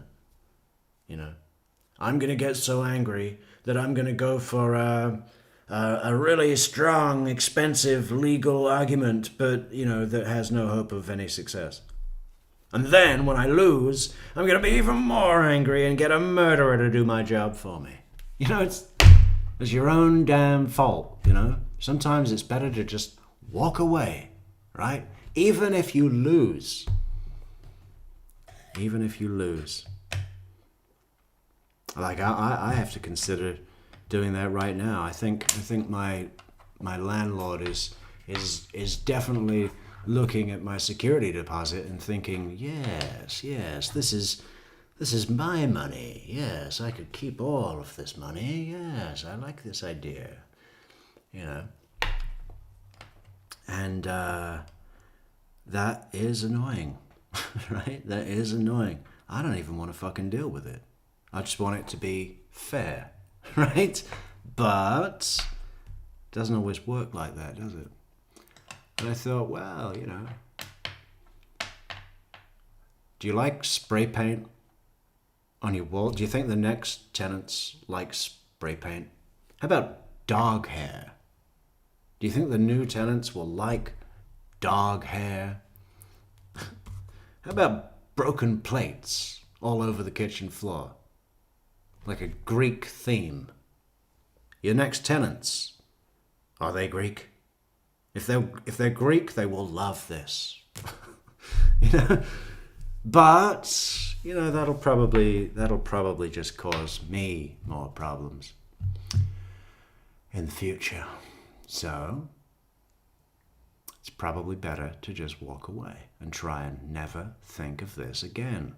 Right? That's what Donna should have done. Walk away, never think of this again. And then at least you'd be free and not a murderer.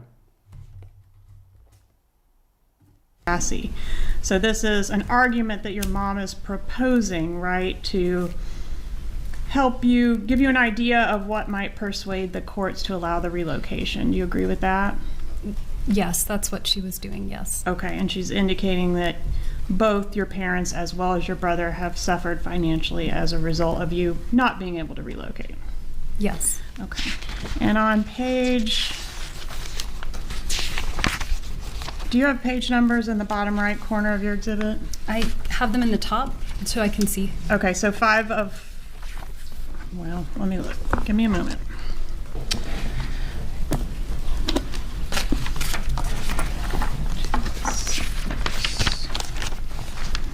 So it'll be the second email in your packet, page 1 of 3. Okay. Do you see that? I see that page. Okay, and there's a rest of your life highlighted or underlined in the center and in bold. Do you see that? Yes. Okay, right before that, it reads, however, the rest of your life and consequently Dad's, mine, and yes, even Charlie's will be affected by how well you can perform/act before July 31st. You need to be a good actress you can be a good actress when you want to. I've seen you in action. You need to put on the performance of your life. Jibbers hasn't beaten the Adelson family yet. Who's Jibbers? Jibbers, she's Hang on a referring to second Danny. here. Before July 31st, right, is in appearance referring to the court hearing about the grandma motion. Am I correct? I believe that's correct. But also, before July 31st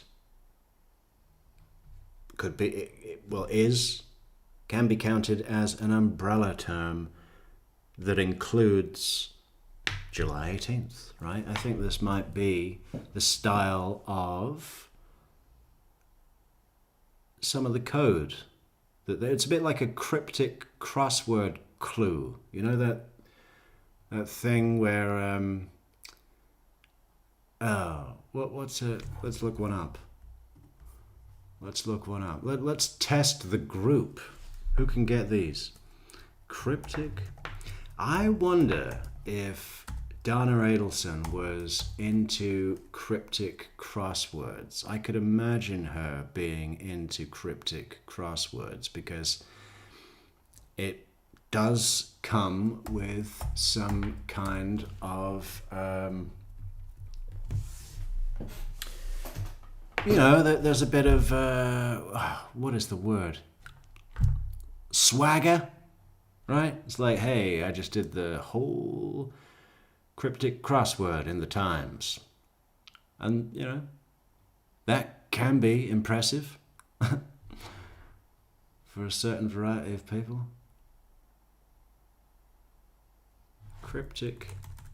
So yeah, if Donna Adelson, I'd love to find out if we could see anything that suggests that she had a penchant for cryptic crossword clues, because it is an effective coding mechanism, right?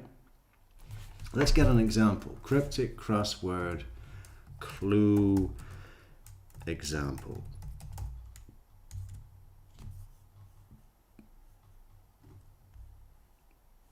Double definition, charade, hidden word. That's yeah. So the answer is spelled out continuously inside the actual clue itself. Indicator words like in, within, or some tell you where to look. For example, some animals hiding in barn. So some animals hiding in barn. And the answer is mice. Breakdown. The word mice is literally hidden in sequence within the words animals.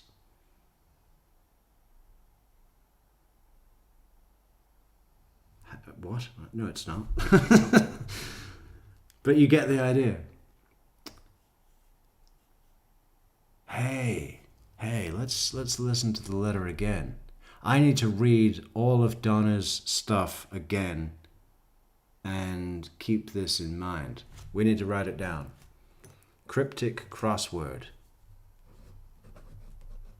How do we find out if Donna likes cryptic crosswords?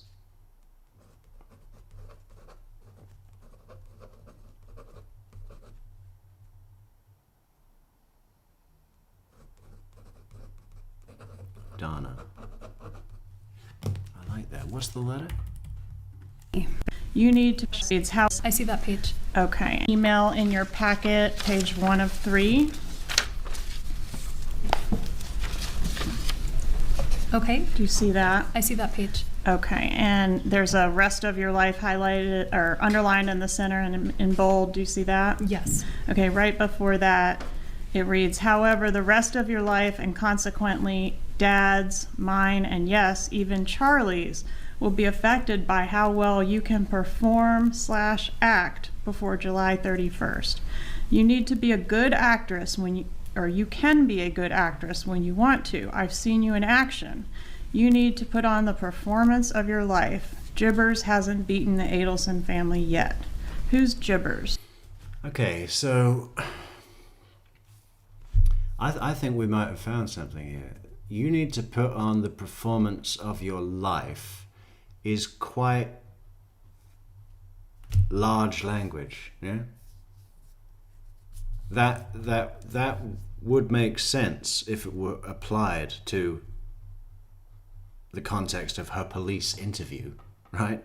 It wouldn't necessarily make as much sense if it were applied. I think the context is where she's saying, take a photo with the kids outside a church in Tallahassee and start them in Sunday school and do all that. Don't tell anyone it's an act because it'll get back to him.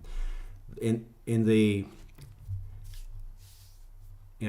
that's the appearance of the letter, the context of the letter, but that umbrella term of before July 31st.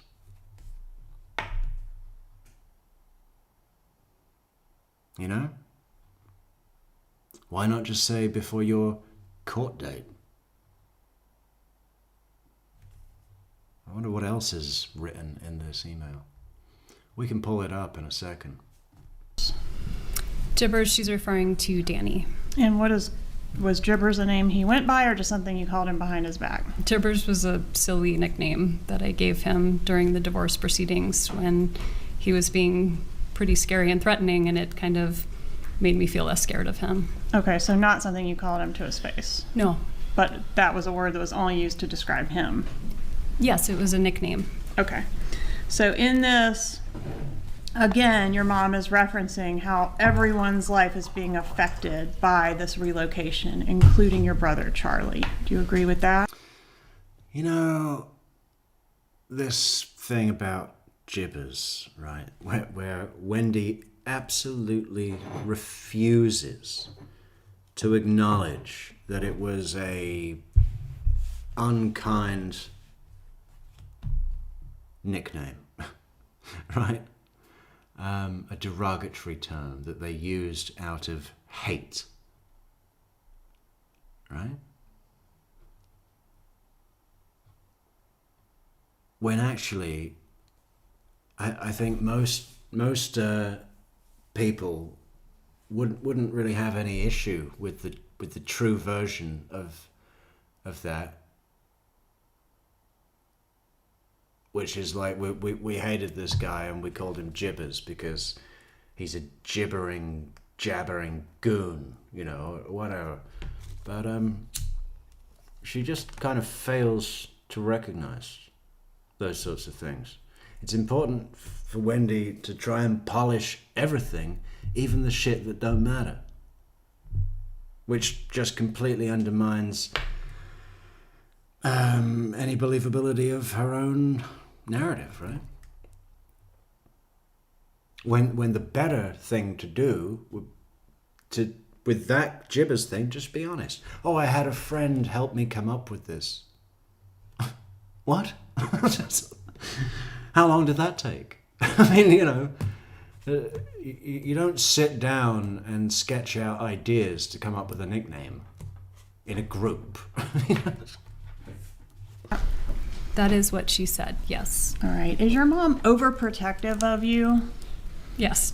All right. And is it fair to say she's, a little on the controlling side? I don't think she's controlling, but she's definitely overprotective. Did she ever try to micromanage your life?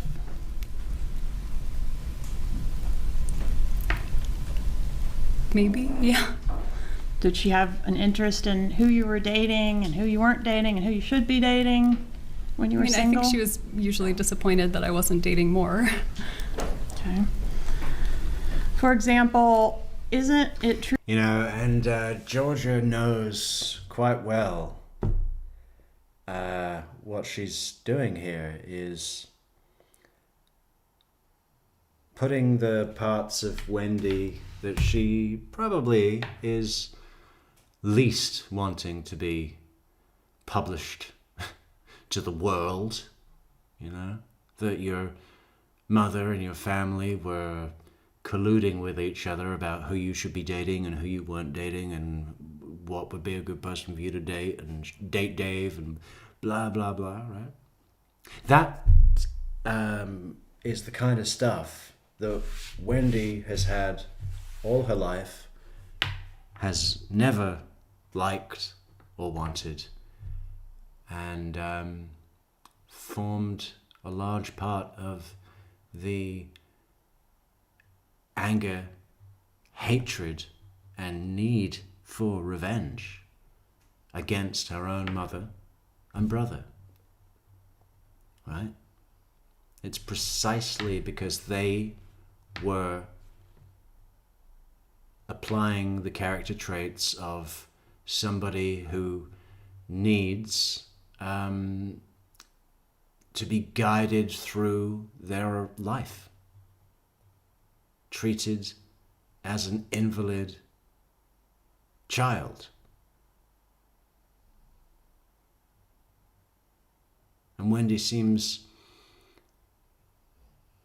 quite okay with taking advantage of what that offers with all of the babysitting and well, the kids practically lived with Donna, so you know they just sort of looked after the kids, right? But also gets really angry about it too. And I think it's quite nice that Georgia finds a way to put that all up in the public for us. And Wendi sits there seething. True that she would like not let you drive to and from Tallahassee to South Florida? Well, I used to drive before I had the boys, but they were young, and she preferred to come with me and give me some extra support. So what would that look like if you were going to take a trip to South Florida? Would they come up here and get you, or? No, sometimes I would go myself with the kids, but I was breastfeeding both of them, so it usually looked like me breastfeeding a child while I entertained the other in the Okahumpka rest stop. So Okay. it was a lot. It was helpful to have some backup. All right, and so that time frame you'd be referencing is like the 2013 time frame? Because not around the time of Danny's death, you wouldn't have still been breastfeeding, would you? If Lincoln was 3, no, I would have stopped maybe the year before. Okay. So And maybe wasn't 2012, 2013. Okay. And wasn't it true that around the time of the death they were still doing this practice where they would prefer to drive you to and from South Florida? I mean, not every time, but sometimes. Okay. And would your mom sometimes enlist your brother Charlie to convince you to do certain things in your personal life? Can't really think of an example of that. Well, dating Dave was a big one on some of the materials I had. Yeah, people like Dave. All right, and your mom really liked Dave. Yeah, everyone liked Dave, but we were just friends. Okay. Did she try? So she would try to get Charlie to convince you. I love how we get FaceTime of Charlie in these moments, right? Because he's so clueless about what's unfolding here. He does not know what's going on. Right? And Wendi. Oh, yeah, people like Dave. Hey, let me help you on the road to justice for the murder of my ex-husband and father of my children. Oh, yeah, people like Dave. Oh, no, Dave is funny. Dave is funny. Yeah, people like Dave. What? It's not congruent, okay? It's weird. You're so weird, Wendi. Why are you so weird, Wendi? To date a certain person. I don't think she was getting Charlie to convince me to date Dave. I think everyone liked Dave. All right, and would she try to get Charlie to convince you to do certain things as far as your professional life? What jobs to take? No, I don't She think didn't so. do that. Would she try to get Charlie to do certain things like advise you on investment decisions, whether or not you were going to buy a house, for example? don't think so. I don't remember that. Danny and I made that decision together. Once you had left Dan and you were living separately, did you look into purchasing a home here in Tallahassee? I did, yeah. And did your brother Charlie convince you not to do that? I don't remember him convincing me not to. The only reason why I didn't was because I was waiting on the money from Danny from the settlement and he didn't pay it, so I couldn't afford the house. And your mom didn't want you to buy the house, did she? That's not true. My parents were looking to buy a house in Tallahassee as well. Okay. Did you have... Strike. Generally speaking, does your mom manipulate the personal lives of her children? No.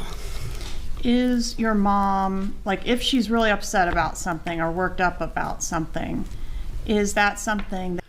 My parents were thinking about buying a house in Tallahassee as well. Oh, yeah? Have you got the slightest bit of evidence to that effect?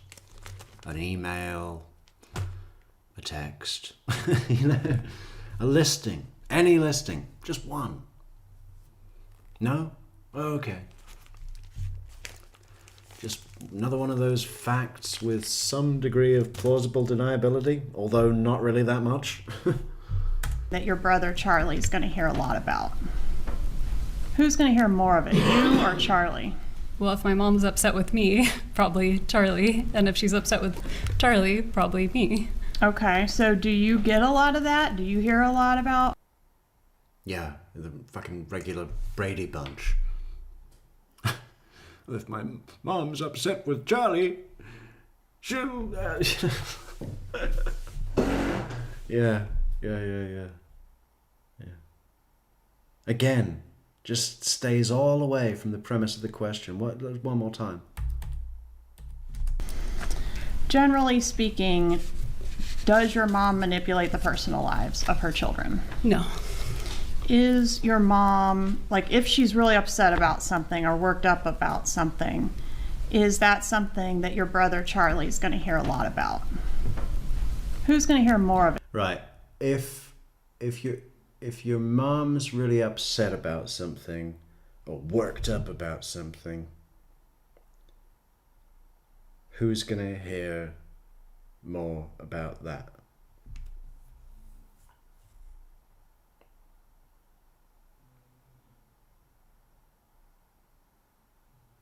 It's not who does she get more upset with?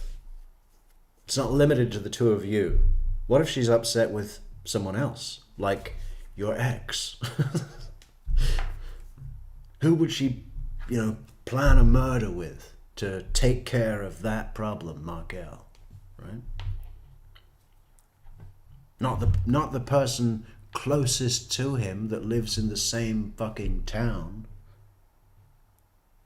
who speaks to everybody in that town about how much she hates him. That wouldn't be smart at all. You or Charlie? Well, if my mom's upset with me, probably Charlie. And if she's upset with Charlie, probably me. Okay, so do you get a lot of that? Do you hear a lot about? Let's go back. Let's go to before the murder. Did you get a lot of Donna just giving you an earful about what Charlie needs to be doing? Probably, at some point. What was Charlie doing with his personal life? What did his personal life look like? At what point? Before the murder. I mean, at what period of time before? All of them. Wasn't it just a revolving door of girlfriends? Right, but my mom didn't complain to me about that. She didn't mind that with him. Charlie's over there. I'm a one-woman man. And now, not even that. No women. Talk about borrowing from the future, huh? I don't understand the question. She didn't mind if he went from girl to girl to girl. That was acceptable. She didn't really weigh in on it, no. Who talked to her more, you or Charlie? Oh, she didn't send him, a short list of potential suitors from dating apps with usernames like, what was it called? weirdsex@yahoo.com. Yeah, this is a good one, Wendy. Look at it. Nice. He's a pulmonologist. Weirdsex@yahoo.com. You want to meet him in Miami, South Beach? Charlie. A lot more, right? Yeah. Yeah. At the time of Dan Markel's murder, were your parents I don't know why I'm here. I came here to help justice, and then the prosecutor started asking me weird questions, and I don't know why. Fucking weirdo. I mean, I almost had to break my own television set just yesterday. Wendy was on it, full screen, and I thought I could just go over there right now and kick her in the face through the TV. But, you know, who'd pay for that, huh? A second of satisfaction and, you know, followed by regret and grief. extremely angry with Dan? At that point, no. They were in a much better place. I want to direct your attention to an interview that was conducted on They were in a much better place. Well, you know, so I mean, we have witnesses that say that even after he was dead, Donna would not stop talking shit about this guy. Okay, so it must have gone happy beginning, family feud. Everybody hates Dan. But then they get in a much better place. Then, oops, he got murdered. And then they went back to hating his guts. Yeah, post-mortem. No, it makes sense. Makes sense. I think this was your You know, even if they hated him, even if Wendy was saying yes, they hated him all the way up to his death. In a normal situation, let's say you hate your in-law, but then he gets brutally murdered. A normal person kind of, even if they're still annoyed by things that they did, kind of goes, yeah, I really hated that guy, but, you know, he is dead, so, you know, I guess I can let it go. Right? I mean, isn't that what regular people do? I mean, obviously if it's like a really bad thing, but nothing he did was, everything he did that I've ever heard about was totally within the realm of normal.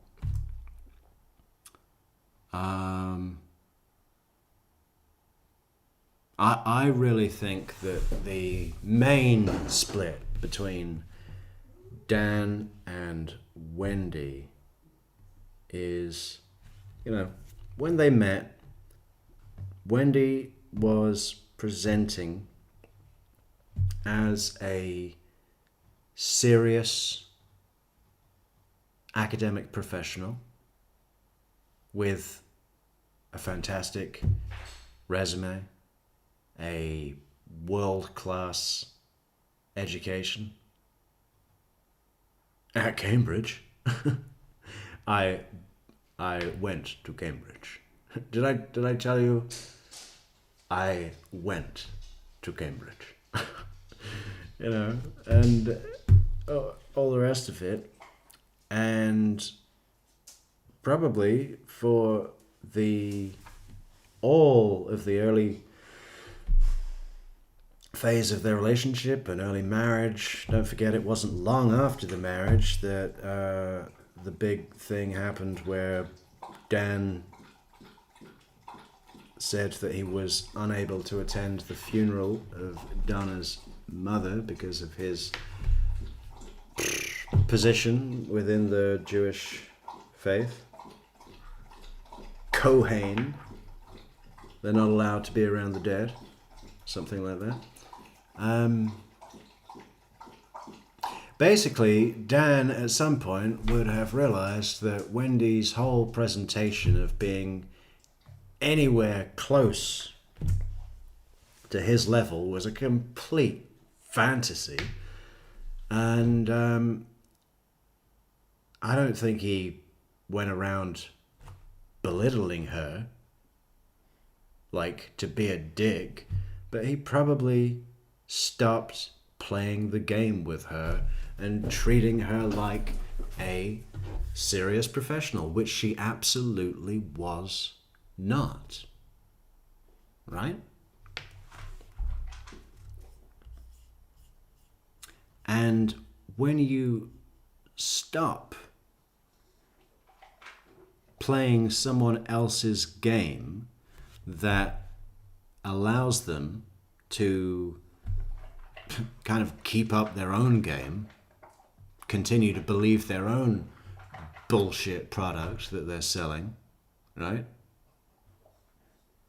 If Dan's playing the game and treating her like a serious academic professional, which she absolutely is not and never was, bullshit resume, buy your accolades, get favors through your father, get fake scholarships because Harvey put in someone's fucking teeth or took them out. You know, if that's all that you are built on, which it is, it absolutely is.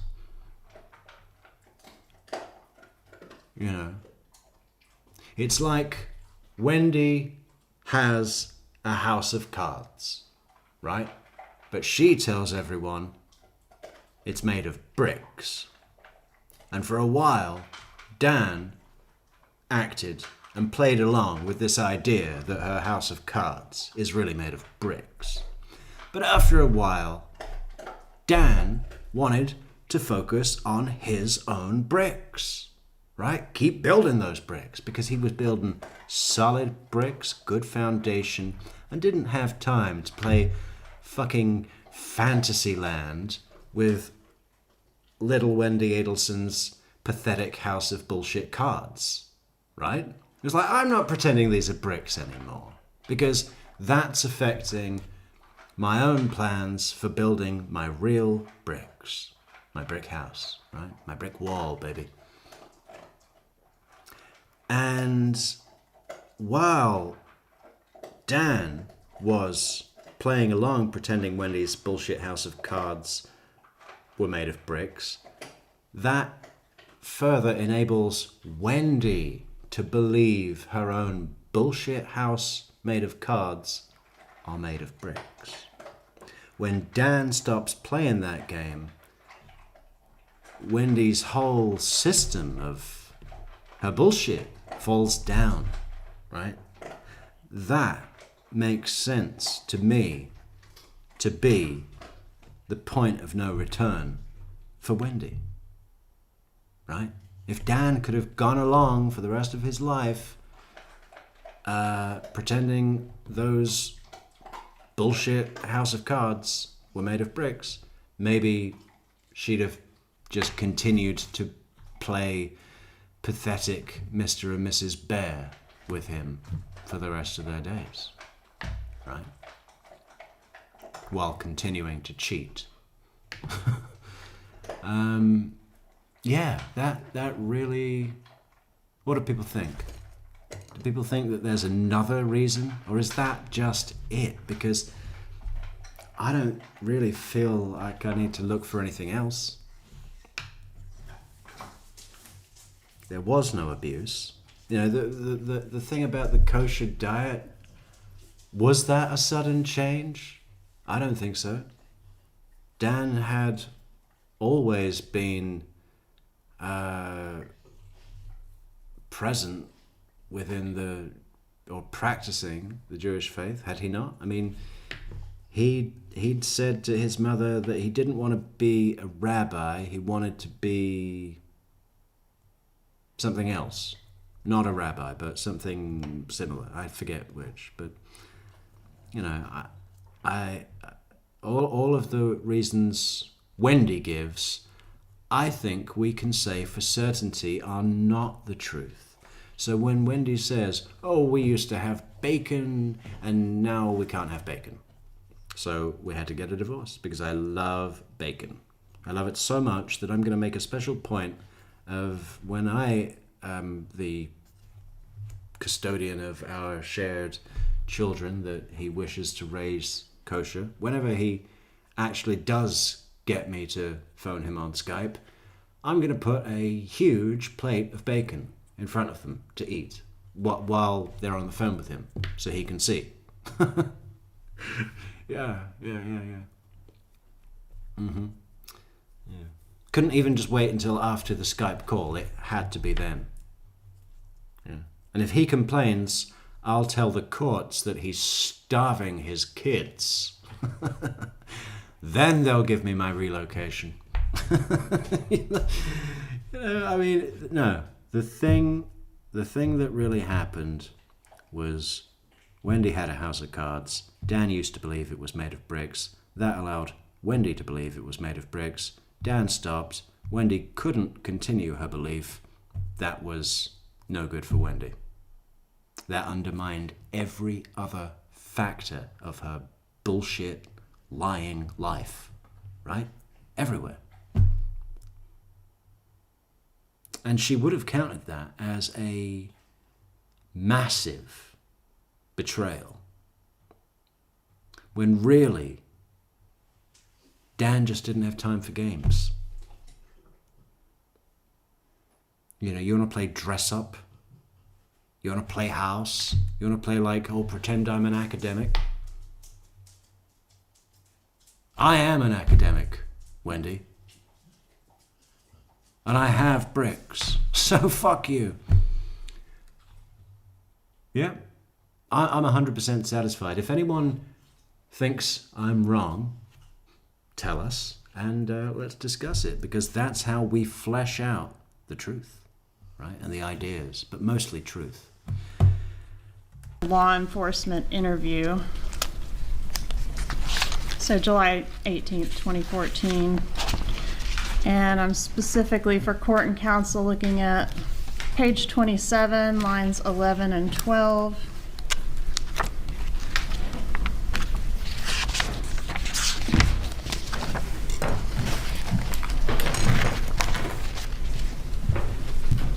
I've got it open to the page, but you can flip around if you need to familiarize yourself. Sure.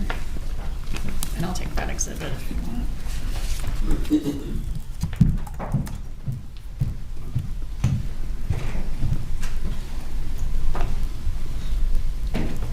Do you want me to flip through or just look at this one page? If you'll just look at that one page for me, not that reminder. 27.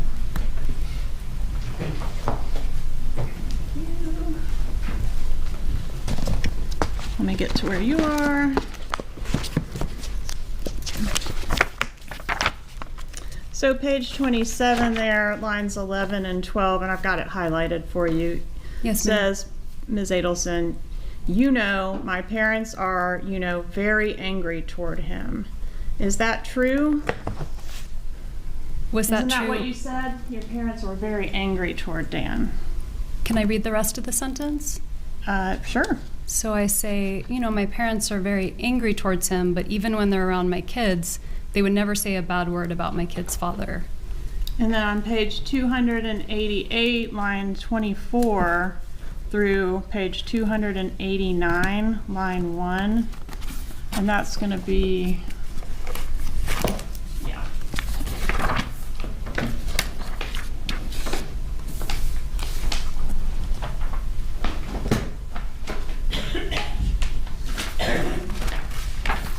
Didn't you say, it's like my parents have more reason to dislike Danny than almost anyone else? Is that what you said? That is what I said. And that's because he hurt you, right? And I was saying that in the context of talking to law enforcement for hours and hours and trying to help them figure out who might be responsible. Right. And who did you tell them might be responsible? Well, I told them many, many people. But are you asking about this particular moment right here? You told them your family might be responsible. Or didn't potentially you? someone to do with a former student or his current girlfriend. I mentioned lots of people that I thought could be responsible. Okay, and of the lots of people that could have been responsible, your family was one. Yep. Because they might have done this thinking it would help you. I mean, that's what happened, right?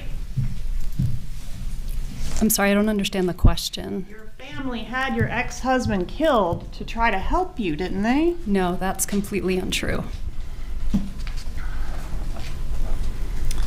And back to the divorce, the petition where Danny is responding to your petition for the motion to relocate. Are you familiar with that filing, or do you need to take a look at it? I need to take a look at it. All right, it's going to be page 79 through 101, and this is back to our exhibit 56.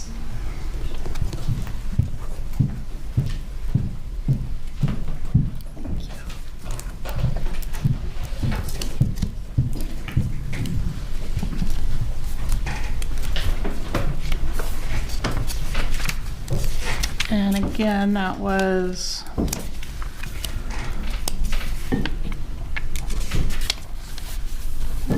the filing begins on page 79. I'm specifically interested in 82.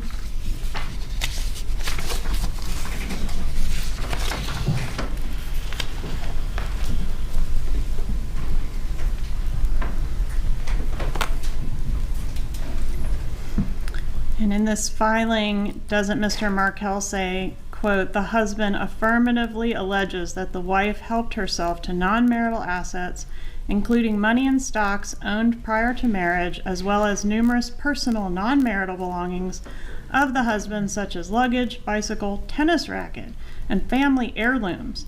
The wife has refused to return these items or to allow the husband into her home to see what other personal belongings were taken without his permission or acquiescence." So my point is, he's accusing you of theft in this paragraph. Those are the words that are here, yes. Yeah, and he's very adamantly objecting to your relocation, right? On page 82, it says the sole stated reason the wife seeks to relocate. Those are the words that are here, yes. Another one of his incessant ramblings, one of his legal ramblings, accusing me of theft. I mean, yeah, so let's go through it, shall we? He accused you of theft, fraud, federal kidnapping,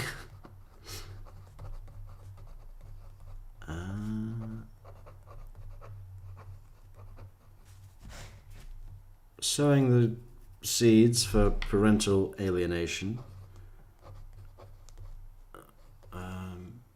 What else? What else? What else? What else?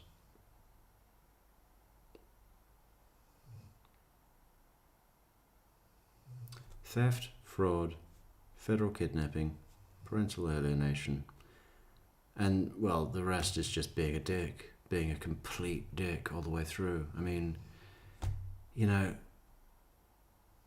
Wendy's the kind of person, and quite clearly this happened repeatedly from Professor Markel's response filings. Legal terminology has gone for me today. His papers. He gave more papers that were about the other papers that came before, okay? He put those papers.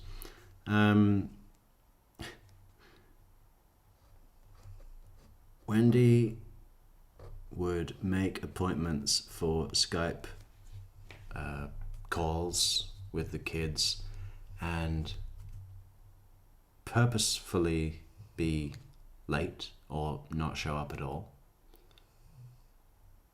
knowing that every minute that passes is another win for her, because Markel's not getting this simple, arranged, reasonable, good for the kids thing, right? I mean, it's the sickest person ever. I'd be happy to watch Charlie walk out of prison. I'd be happy to watch Donna walk out of prison, and Katie, and Sigfredo, and Luis. Just to get her. I wonder if the Markells would be happy to make that trade. I mean, it's completely hypothetical. You know, what's Donna's jail time worth? Nothing other than it's pretty funny. Charlie, okay. Katie, personally, I like Katie. I don't think she'd be a problem. I don't think she's got a recidivism potential, you know. I was quite surprised about what was recently spoken about Lewis, though. But we won't mention that right now. We'll come back to that soon. Sigfredo, obviously, I mean, if it wasn't this, it was going to be something else. He was going to end up life in prison, one way or the other, or dead. Right? He's probably safer in jail. But yeah, I if it were me, if I were the Markells and somebody put it on the table, they said, listen, you can keep everyone we've already got in jail and let Wendi go forever, or we have to let them all out and we get Wendi, guaranteed. I'd take option B. Definitely option B. You know, think about the combined years. Katie and Sigfredo have already had 10 years apiece. Lewis, even more. Right? Okay, he was on his 12-year federal sentence and still is, though, but that'll be coming up, right? Pretty soon. For when he'll be transferred to state prison, which might be a big change for Lewis, right?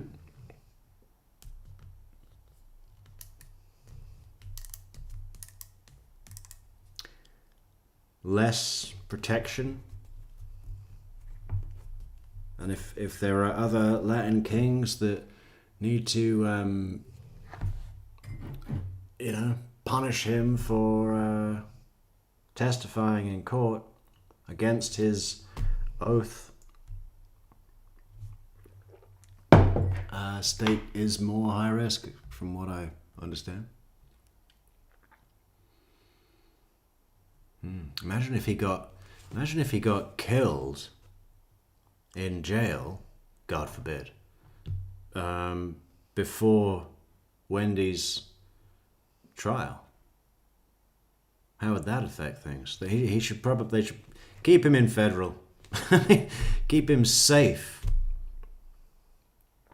I like Lewis as well. I think Lewis really does seem like a fairly decent man. Funny, isn't it? And Katie,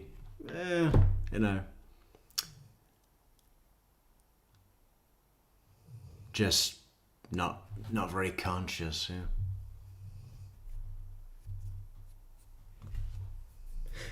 But neither of them are the kind of people that would keep Dan Markel waiting for the Skype calls on purpose to piss him off.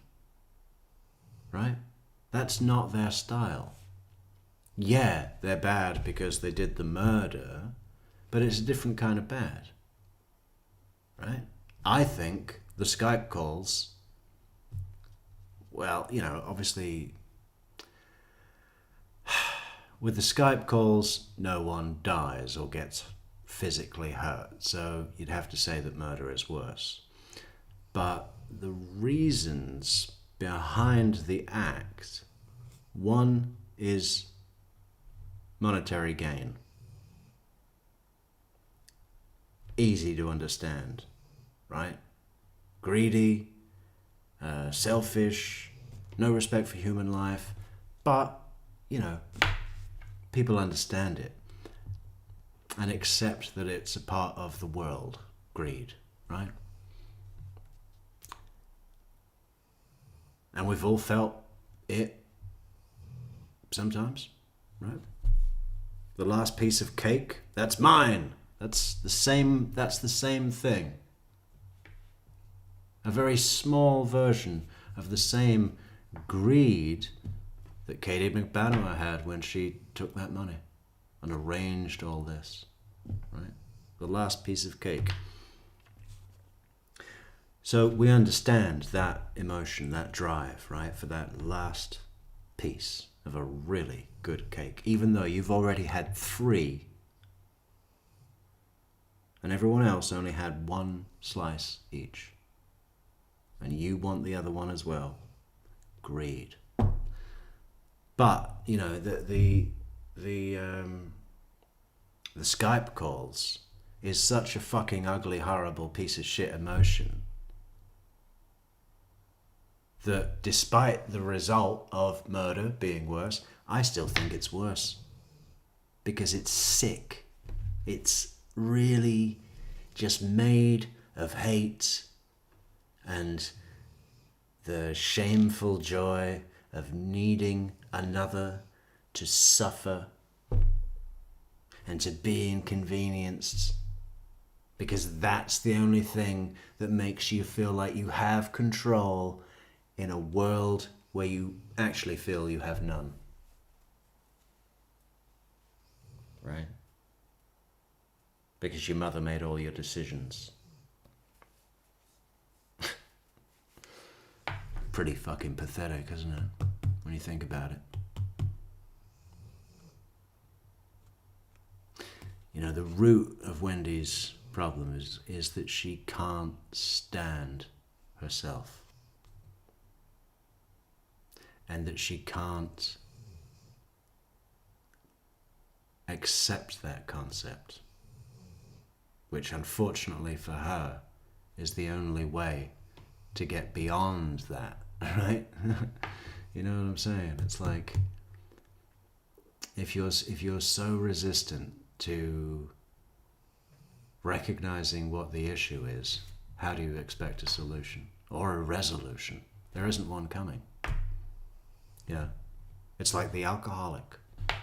Nobody makes him put that bottle to his mouth but himself. No, what is it? What interrogation is that in?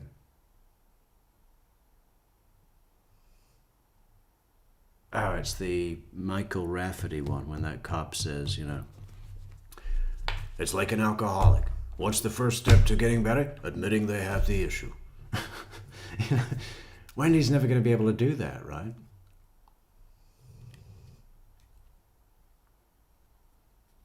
And it's terrifying. It terrifies me that she is just still out there loose, because all of the driving factors, right? Like with Katie,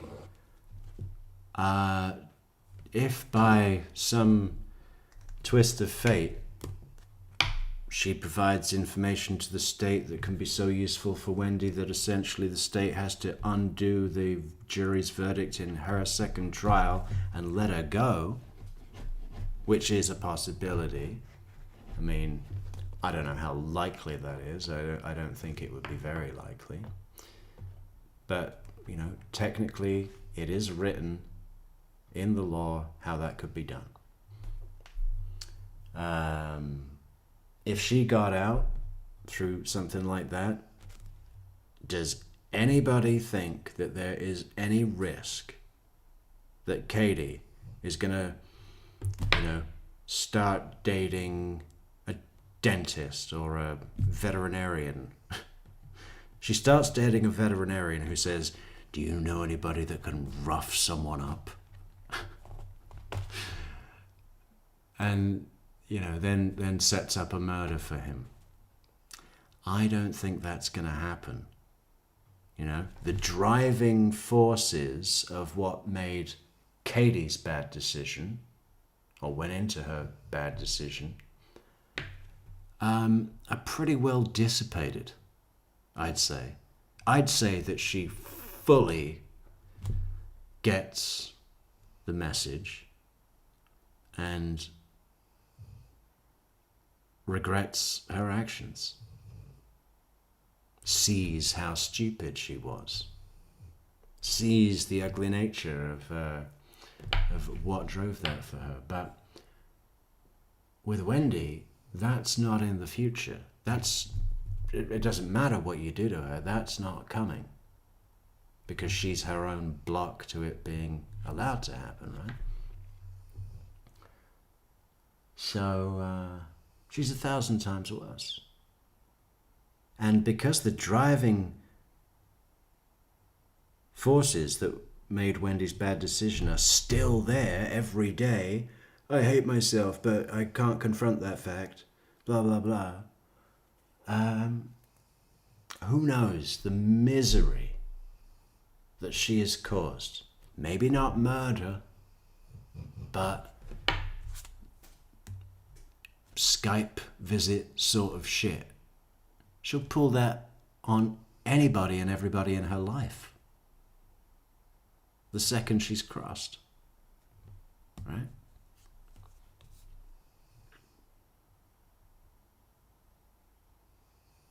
She's worse. It would be better that everybody goes free and she's locked away forever. Is so that she can be closer to her parents. Was being near your parents the sole reason that you wanted to relocate? No. It wasn't the sole reason stated. The other thing, Michelle, who says, I actually like Louis. He's got a heart, the only one, in my opinion, that seemed to have one. And when it came to human life and children, he drew a line the best he could and to try and make up if he told the truth. Mm-hmm. Yeah. I'd invite him for Christmas dinner. I really would. Christmas morning, come and open your presents with us. You know? He'd love that. He could dress up like Santa Claus. That'd be good. I think that's going to be the Metrics Christmas card this year. Luis Rivera with a fake white beard and a big red hat. Maybe hugging a reindeer, right? Happy Christmas from Metrics. Or Merry Christmas, right? That's the M. Merry Metrics Christmas. Or Merry Mexmas. We'll come back to it in November. Hang on, let me write that down. Louis Santa Claus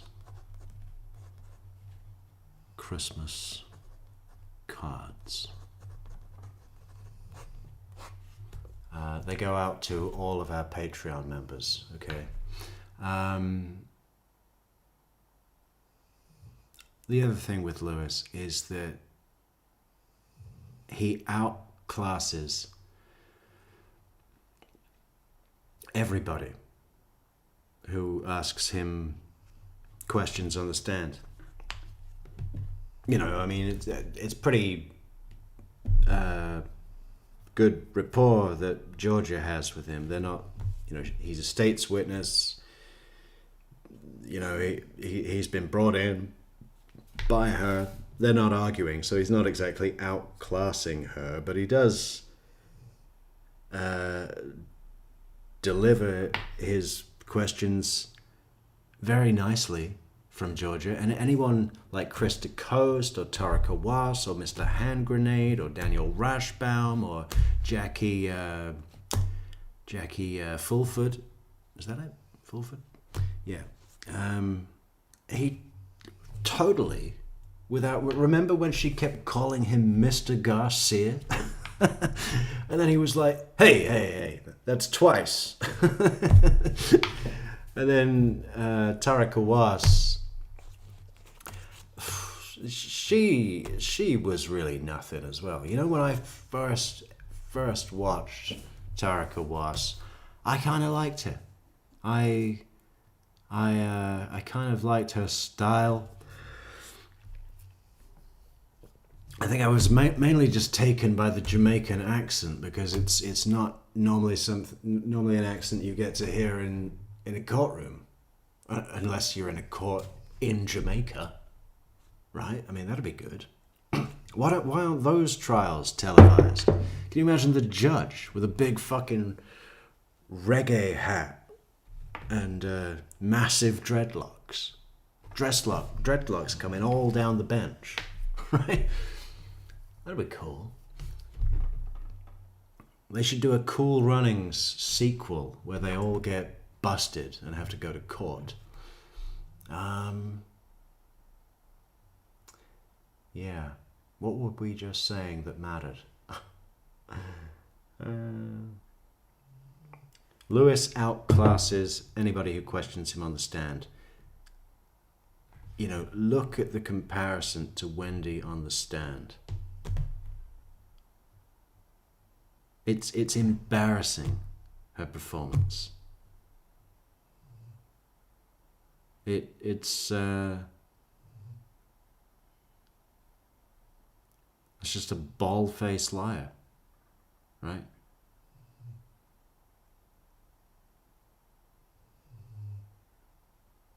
With guilt written all over her, and she just somehow chooses to ignore that guilt is written all over her and that everybody in the room and at home on TV can see it, including the judge, the jury, people in the gallery, the media, the defendant, the counsel, everybody, the bailiff. Everybody can see, but she thinks if she just sits there with this sort of weird, wide-eyed open owl face, like a constipated owl, you know, that no one will see the guilt. Again, it's like the House of Cards analogy, right? Her innocence is a house of cards, but she believes them to be bricks, right? It's insane. She's insane. In your petition? It wasn't the sole reason stated in my petition, and it wasn't the sole reason that he and I talked about before I filed the motion to relocate. Why was he so adamant and so confident that this was the real reason you wanted to be down there? I think there's a lot of things in these pleadings that are not true, so just because it says something doesn't make it true. Sure, but did he know that your mom was just grinding on this issue of trying to get you down there? He would have had no idea. He wouldn't have been, that wouldn't have been known to him? I don't think so.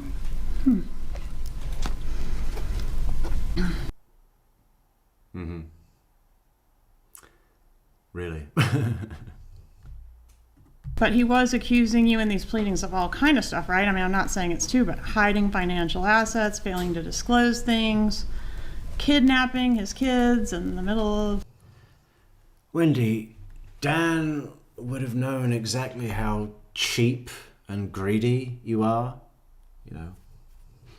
We can tell you're cheap from your outfit, okay? Where did you get that? Sears? Okay. No.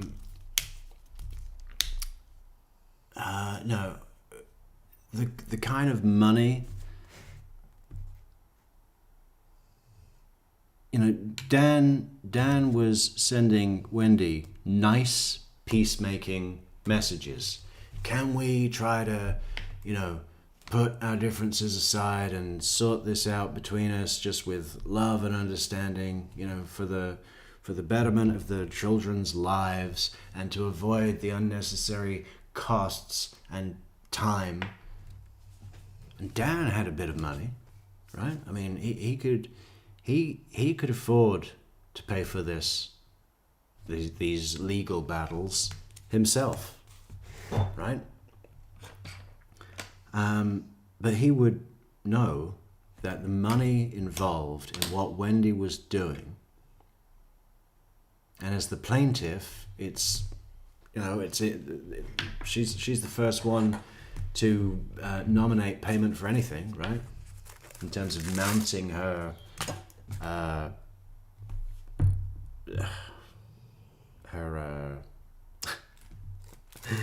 her legal battle, you know. And Dan would have known that Wendi was too cheap, too selfish to pay for that herself. Or to work on it herself. Too lazy. Too busy, eating sushi and hanging out with Julio. Or Ricardo. Or Paolo. You know? Something ending with the letter O. Yeah.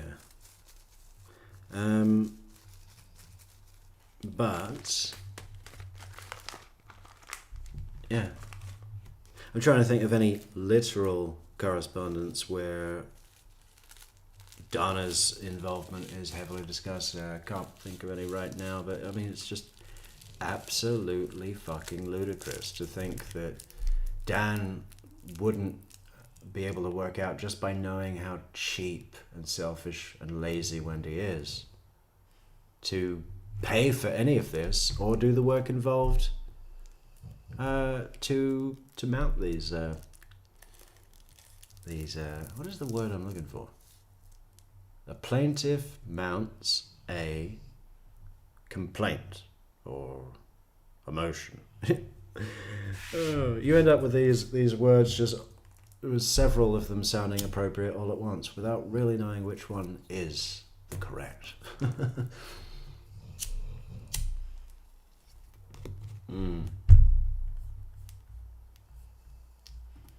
You know, his business trip, all those sorts of things, right? Yes, you said lots of things. All right, and you said a lot of things too. There's filings going both ways that are pretty venomous. Would you agree with that? I would not agree with that. Yours were pleasant. I'm not saying divorce filings are pleasant. Whoa, I think we just caught another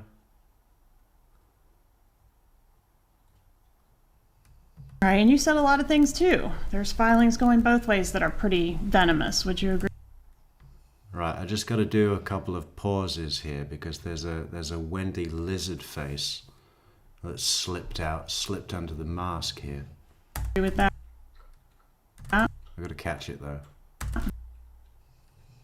I would not agree. Is that it? Not quite. Almost.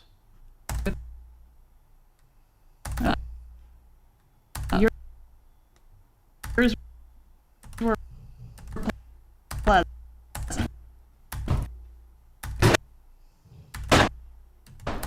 Oh, I missed it. You're there. Look at that. Fucking hell. Asymmetry. Watch out for that one. I'm not saying divorce filings are pleasant, but mine were not venomous. Okay. Did your mother, Donna Adelson, review the filing in which Dan Markella is accusing you of this theft and all this stuff? I don't remember if she did. What about the one where Dan Markell is asking that your mother not be permitted to have unsupervised visitation with the kids? My mom never saw that because after he filed that, he then asked my parents to babysit the kids. My mom baked him banana bread, gave him a hug goodbye. So there was nothing truthful about that pleading that he filed, and my mom never saw it. Why do you think he filed that? He was really angry at me for leaving him. Okay, so he didn't really want to limit your mom's visitation with the kids. No, And he that's asked for her evidenced- to babysit after he filed that. Evidenced by the banana bread. And so she didn't even know about that filing. She never knew about it. Okay. And when she laid all those options out in that email to you about other options that you could take to secure the relocation, as far as bribing, you remember that? Converting the Christian children to Christianity, remember that suggestion? I sure do.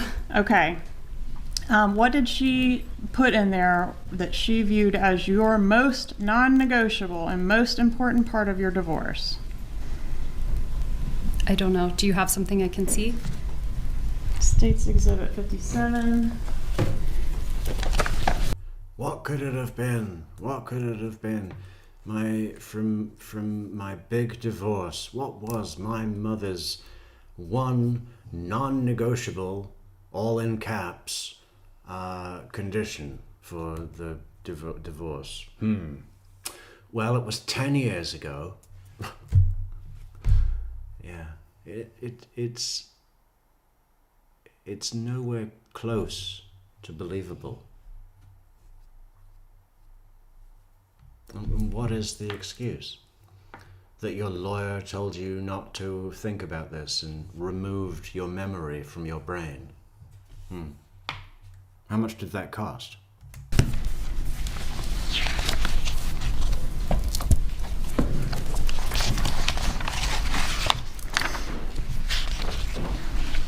And it is page 1. Page 1, paragraph 2.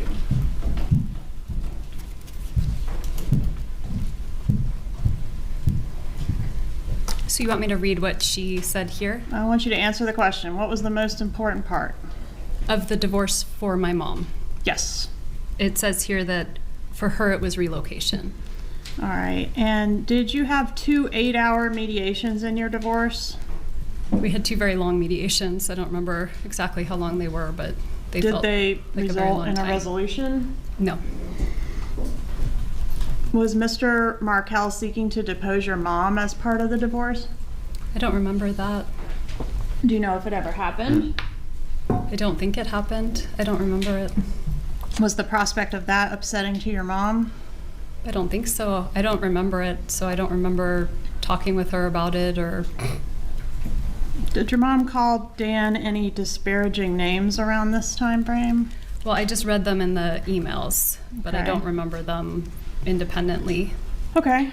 Did she call him an asshole? You know, what she is doing here is, by not remembering and not, placing enough importance on this to remember, is handing complete accountability to the vicious, venomous divorce filings to her mother, allotting all the hatred to her mother. In the same sentence of, well, not quite the same sentence. She's just spoken about the banana bread. I mean, which is it, Wendy? Yes. A narcissist? Yes. A bully? Yes. Religious zealot? Yes. Bastard? That I don't remember. Page 5. Okay. Is it page 5 from the first email?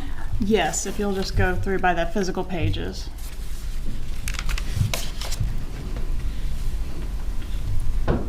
I see. Yes.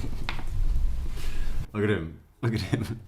Never before have you seen someone remember they need to be acting sad and falsely accused after giggling like a little schoolgirl in class. Right? Just go through by the physical pages.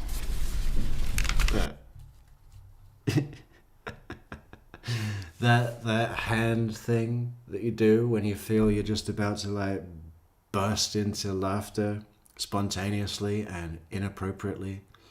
That's such a common thing, isn't it?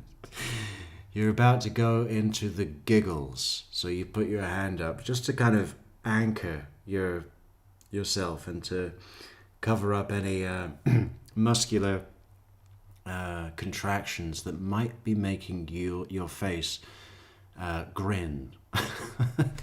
Oh no, the jury are right there. No, what? Yeah, okay. I loved my brother-in-law, and we never had a beer together. But not that I wouldn't have had a beer with him if he'd have wanted to. But he didn't really drink beer, so he didn't want to come on my jet ski, even though it has seats for 2. I still think that would have been a great business model for Charlie, right? A mobile dentist delivered to you on the beach via jet ski, right? 50% off if you're wearing a bikini while sitting in my chair, which is actually attached to the back of the jet ski. Now, I'm not all that familiar with jet skis, but I have seen one on TV. And I think that the seat is kind of similar to a dentist chair, right? Not quite as high tech. Dentist chair goes up and down and flat and whatever. But they're both made of that wipe down material. Obviously the jet ski seat has to be water resistant, right? And the dentist chair also is a big thick plastic soft thing. It wouldn't take a lot of refactoring to make that. It could be done in a day. Great business model.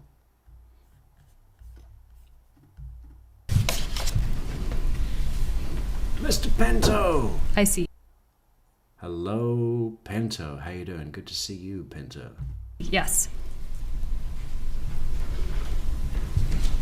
How are Rowdy and Hazel? How are they getting along? Are they getting along with each other? Do they fight? Is it like donkey deathmatch over there? What are you doing about it?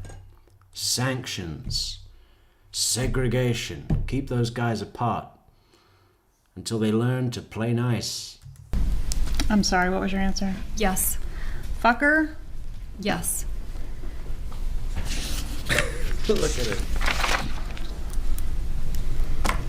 But in all the filings made on your behalf by the different lawyers that you had, and all of the emails that your mom sent, he was never described as abusive. I mean, he was described as emotionally abusive, yes. Can you show me where he was described as emotionally abusive in any of those items? Well, not by my mom, but in the pleadings. Okay, show me that. It's going to take me a while to find it. Okay, well, it's You want me not to- in there, but you can get back to me Well, with it. it is in there. Objection, Your Honor. What's your objection? The comment, she's not testifying. Hold on, please approve.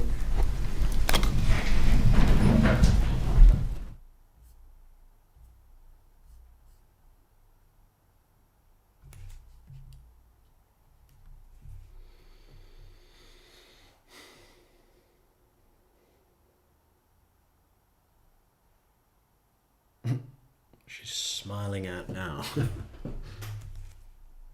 Was she smiling at Phil Markel there? Check the angle. Right there, right? Okay. Now, draw a line in your mind through the courtroom. And when we go to the podium facing cam, let's see where Phil is sitting, because that's about right, I think. Then again, John LaRoe is sitting right in front of Phil Markel, which I thought was a bit of a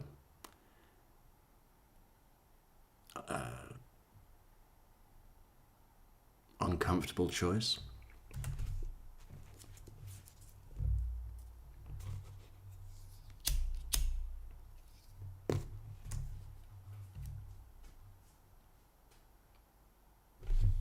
Blinky McBlinky's off again. Look at him. Blink, Comment by blink, Ms. Kappelman. blink, You blink, may blink. continue.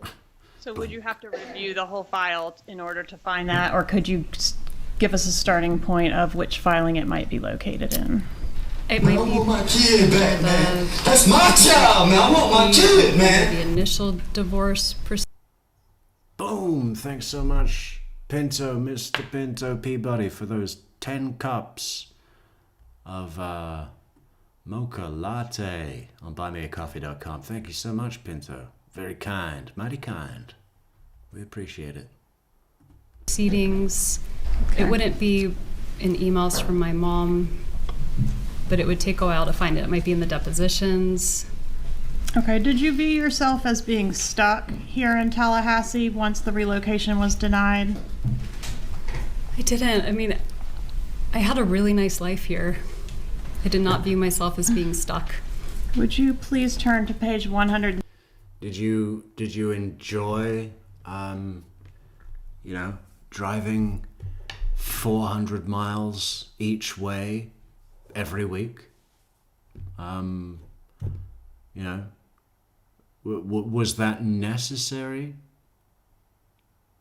Was it like a hardship for you to drive up and down to Miami every week, to be away from the town that you loved so much, Tallahassee, and your really nice life that you had here? Was that, then why spend all the free time that you possibly can away from that great place?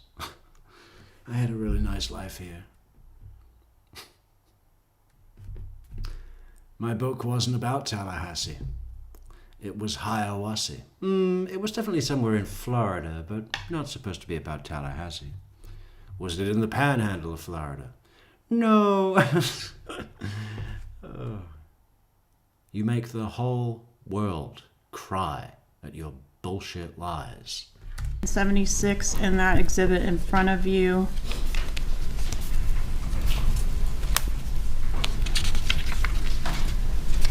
I think it's highlighted for you.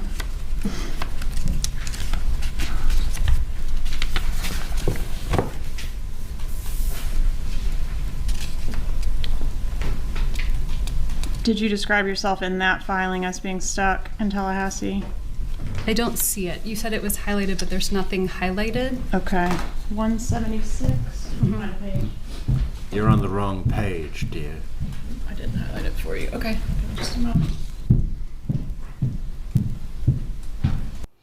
You see, when Wendi, she didn't need to do that. She could have quite easily turned to the next page herself, which would have been the logical thing to do.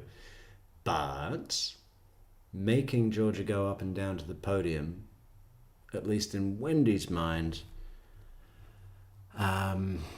supports a view of Georgia Kappelman being underprepared, not managing this well, right? Oh, you got the wrong page, Kappelman. You're slipping, Kappelman. What's the matter, Kappelman? Can't stand the pressure? Anything but, Wendi. Yeah, anything but. She does that. And part of her preparation and rehearsals, coaching, that's the word I'm looking for. Part of her coaching and preparation for testimony would probably be to watch out for those opportunities. Hey, if Kappelman says page 40 and you don't see the highlighted portion, don't simply turn to page 41. Question her. Make her walk back up to the podium. Show the jury her mistake.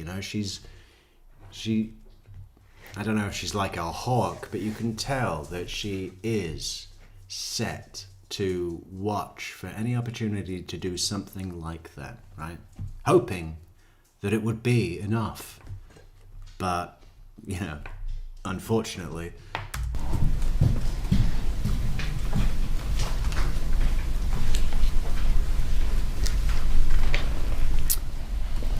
I see the word stuck.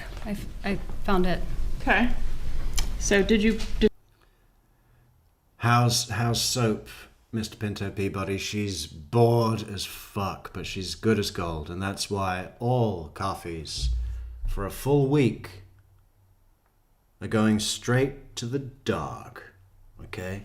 We're gonna get her something nice, like, I don't know, an operation. How about an operation?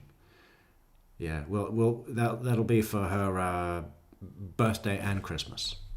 One big gift.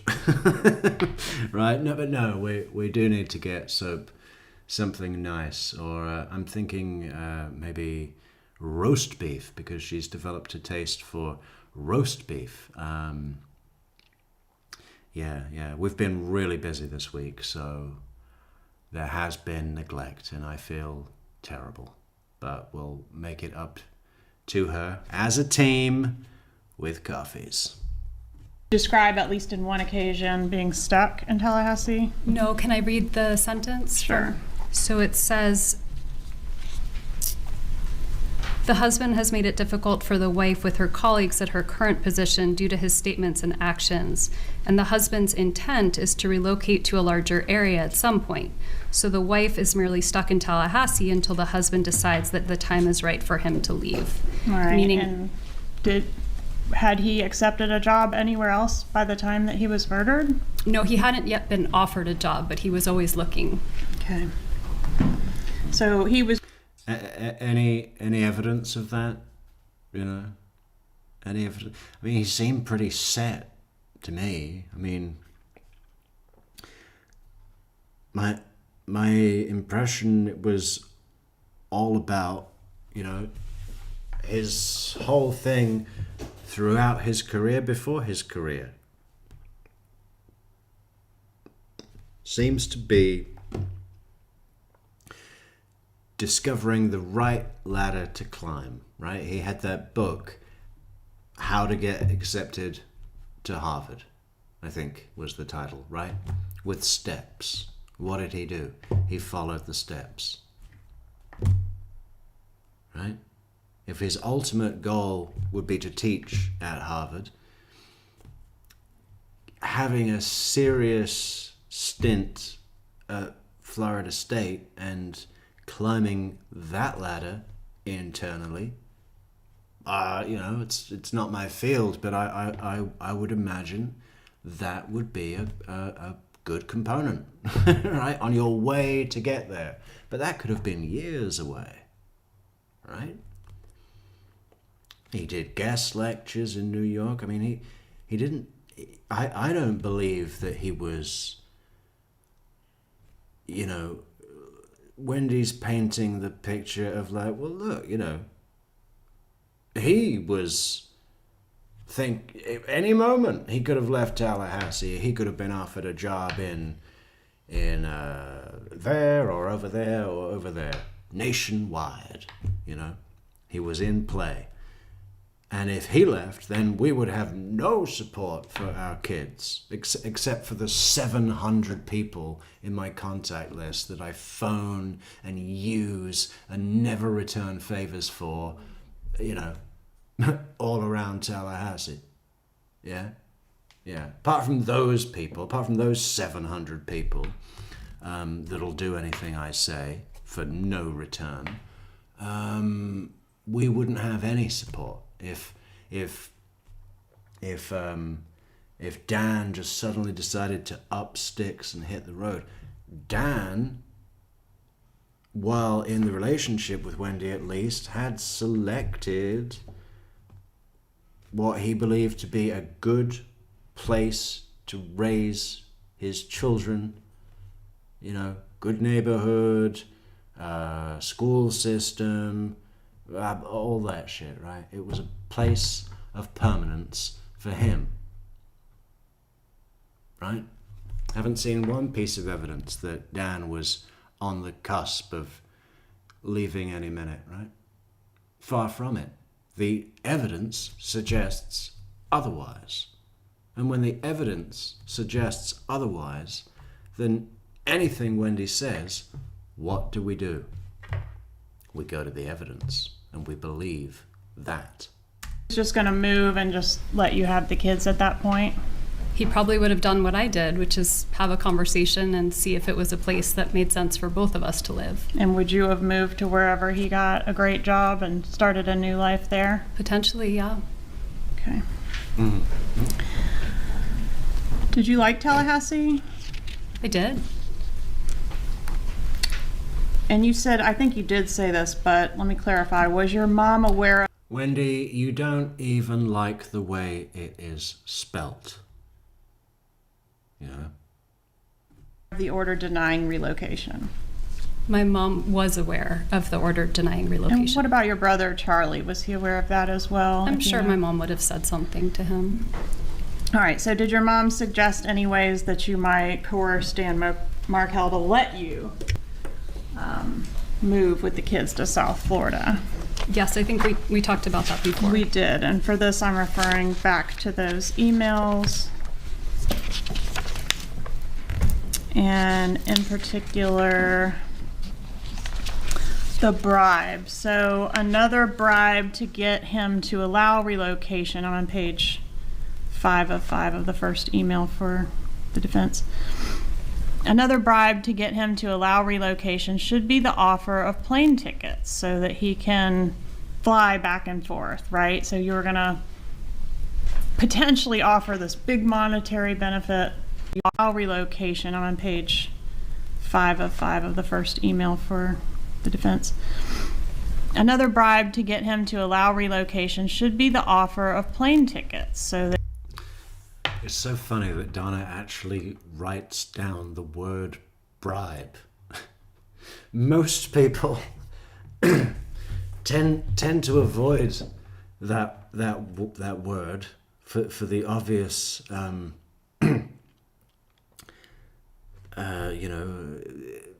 implication of corrupt buying off someone against their will, right?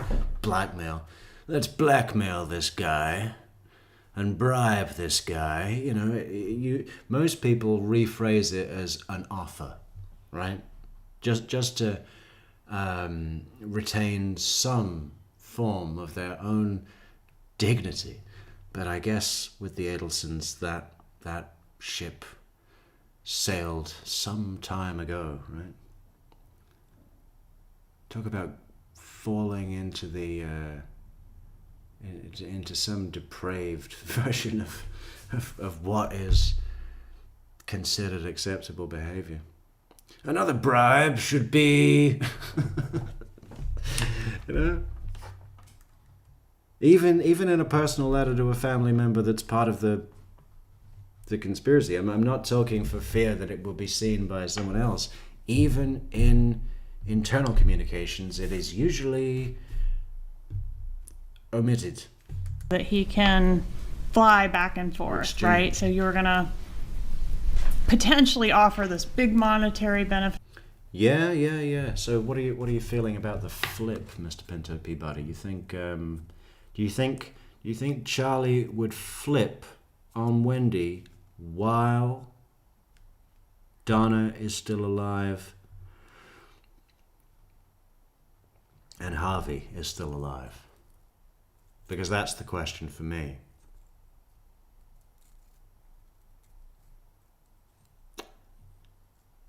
We heard how, I'm putting this in air quotes, but concerned Charlie was for Donna and Harvey's health following his conviction in the jail calls, right? He was saying things like, oh, don't get yourself sick over this, you know, I'll be fine, you know, all this kind of stuff. And it does seem that is important to him, perhaps not for the normal person reasons that you or I would understand, but for some reason, right? And I think that Charlie would think that if he did that, his father might just die the moment he hears about it.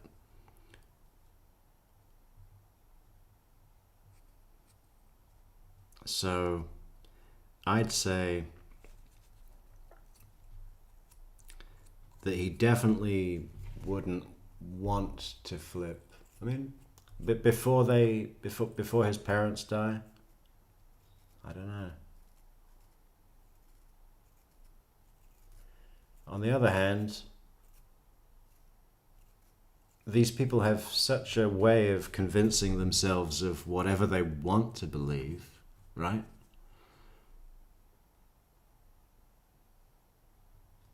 Charlie might decide that his mother fucked him over as well. Which she did. She definitely did. Right? Badly.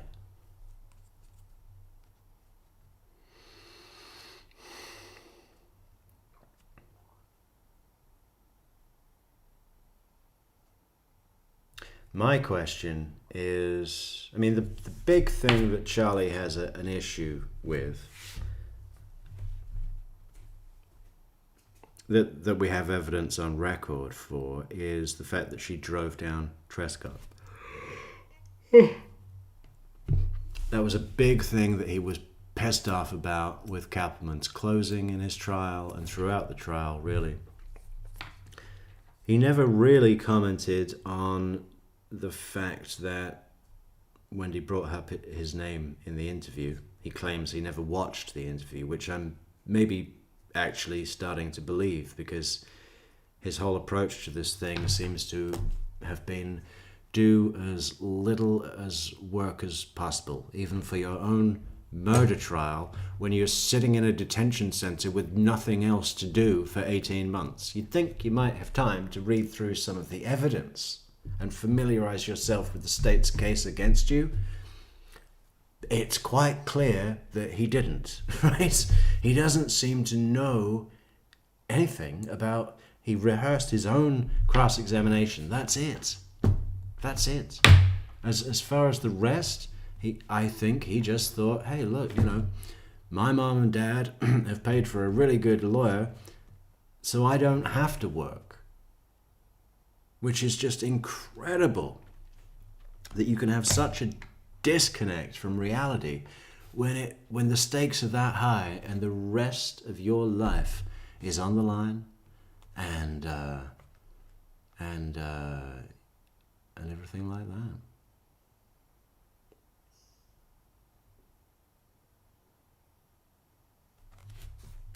that. That would allow him to fly back and forth to work.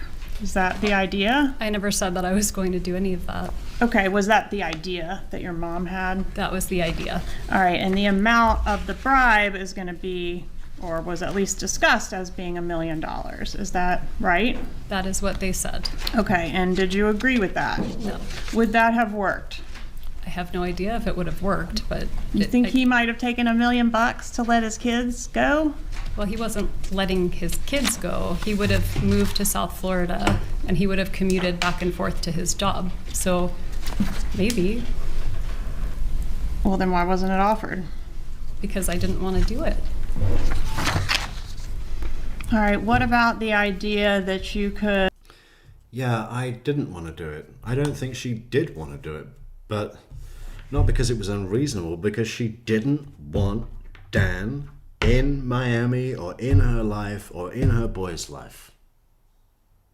Co-parenting on shared terms that are in direct conflict. You think there's a compromise with Wendi Adelson? There is not a compromise. You either play it by her rules or you die. Right?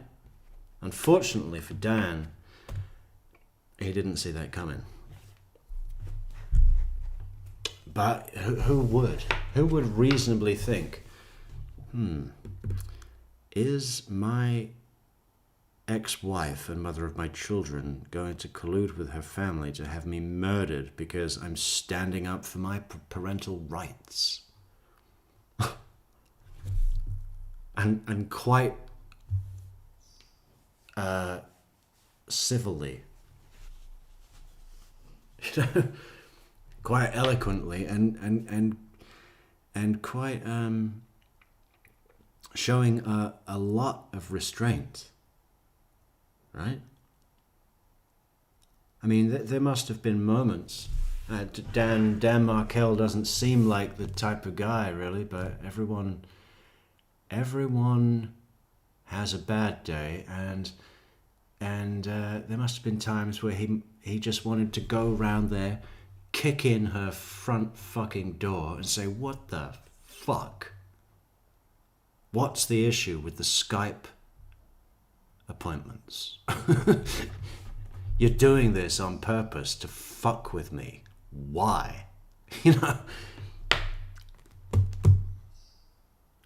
yeah, he showed a lot of restraint. I don't know. You know, I wouldn't want to think about it. Try to threaten Dan to convert the kids to Christianity so that they can fit into the Bible Belt here in Tallahassee. Is that something your mom suggested in these emails? My mom did suggest that. Okay, and specifically, this is on page 7 of That's the... what we were saying. What does Pinto say? Pinto says, I think Charlie is so damn pissed off at her, that's all he can do is think about it, how she blew it by driving by the crime scene, saying how she blew it and how she hasn't visited. She just all of it. I agree. Seething with rage, right? But the thing that I'm uncertain of, and probably think, okay. The question is, does Charlie look at Wendy's drive by the crime scene as Wendi not being able to help herself and needing to check that the crime had been done? Does he think of it like that?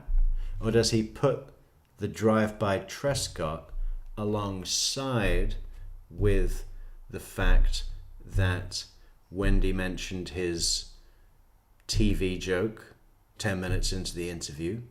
Does he combine it with the fact that Wendi told Jeff in no joking terms Charlie did seriously look into hiring a hitman and it was going to cost about $50,000 or $15,000?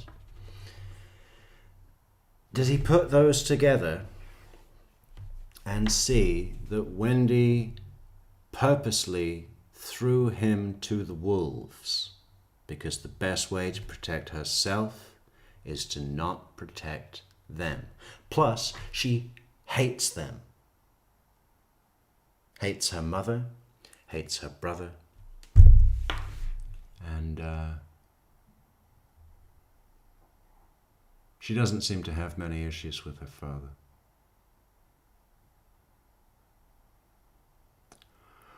Which is why he's not in cuffs, right?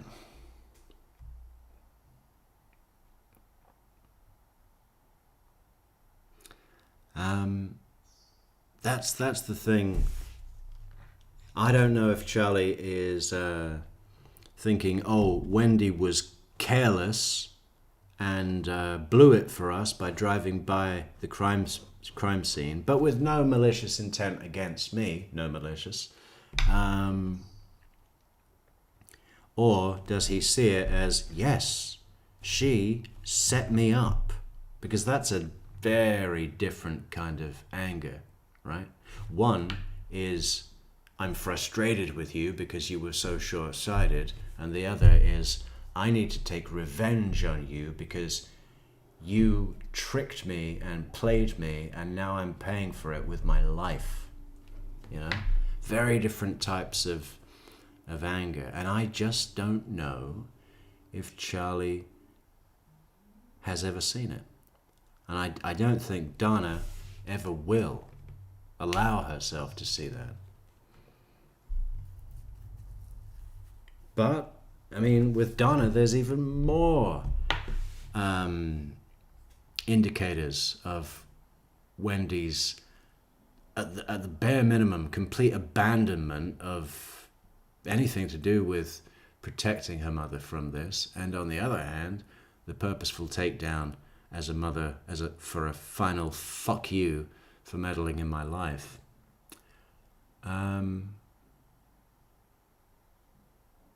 You know, that because Donna was still out at Charlie's arrest, trial, conviction, sentencing, and so on. Well, not sentencing. She'd already been arrested, hadn't she? But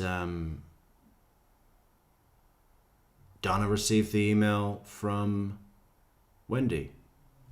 You know, I know you're upset about the verdict, but the anger is not justified, and I can only say I did nothing wrong, so I am not guilty, blah, blah, blah.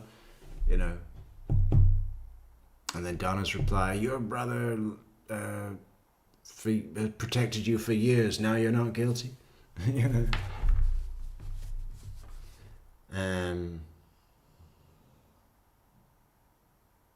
And Wendi not helping with the visa, the fast track, long term. Needs to be long term. Need a visa for Vietnam. Fast track, please. Quick as possible. As soon as possible. And I need the really long extended version. You know, if you need a visa as quickly as possible, and that is the important thing, you take the short-term visa and you sort out an extension later, right? That's what you do. You don't create an obstacle for your hope of getting a fast-track visa. You don't say, I need this as soon as possible, it has to be today, but I need this really special version that may take more processing time. You know, you take whatever you can get and sort it out from the other end. Unless you're not coming back, right? Yeah.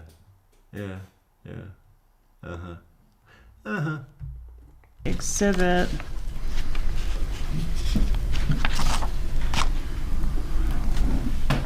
Let Gibbers know that your children will be baptized in the Catholic Church. Have a picture made of them in front of the church, all that kind of thing. That's what your mom suggested at one time? She did, yes. Okay, and did you do any of those things? No, I don't even think I responded to it. Do you know whether the defendant, your brother Charlie, was supportive of the plan to convert them or pose as converting them to Christianity? I have no idea. I don't think he was particularly involved in this round of my mom's emails. On page 11 of the exhibit, there's an indication from your mom that Charlie at least has discussed this with her and maybe is somewhat supportive. Charlie brought up a good point when he said that Americans were dropped behind enemy lines during World War II wearing Nazi uniforms to get what they wanted. They had a job to get done and they did what they needed to do to accomplish it. You have a job to get done in a very short time frame to accomplish it. If you dressed your kids up in Hitler Youth uniforms and brought them down here, I could care less if it was an act of defiance that would show Gibbers that he's, all caps and bold, not in control. So it just seems like your mom was pretty extreme about this situation of getting you relocated. Can you agree with that? Yeah. All right, and Charlie was at least consulted on it or had offered some information about it. Well, that was my mom's rendition, so I don't know if that's what actually happened or that was her perception. Sure. Were you involved in the effort to consult a lawyer about the bribe and whether that was going to be legal? I wasn't the lawyer consulted in that. Where do you think Charlie Adelson got that little nugget of history about American soldiers being dropped behind enemy lines during WW2? I'm guessing Call of Duty. It was either Call of Duty or Saving Private Ryan.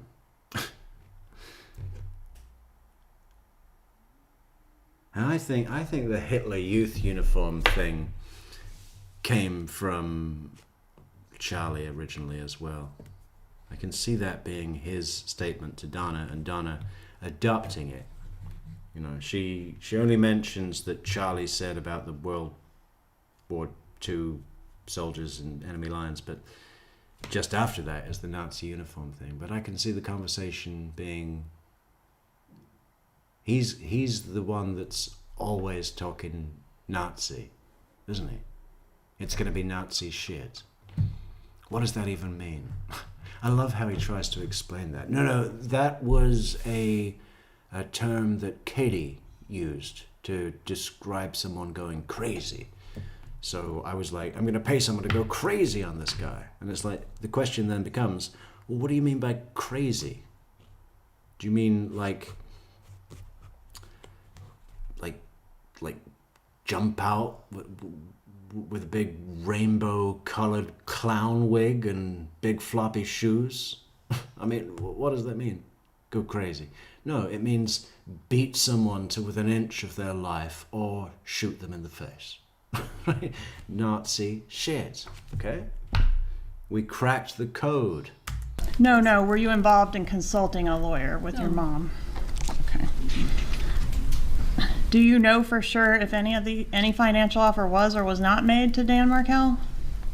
I couldn't say for sure if they made it to Danny without me knowing, but I don't think so. Is that something they would do, is try to negotiate with him behind your back or deal with this situation behind your back? I don't think so. I think I would have known. Great example of a trapping question by Georgia Kappelman, right? You know, it's difficult to make lists during the show, for sure. Maybe we'll have to do it again, or I'll do it on my own. That'll probably be best. Trapping questions. I love these by Georgia, and she's good at them. They come in subtle, but not so subtle, right? What is the question? The question is,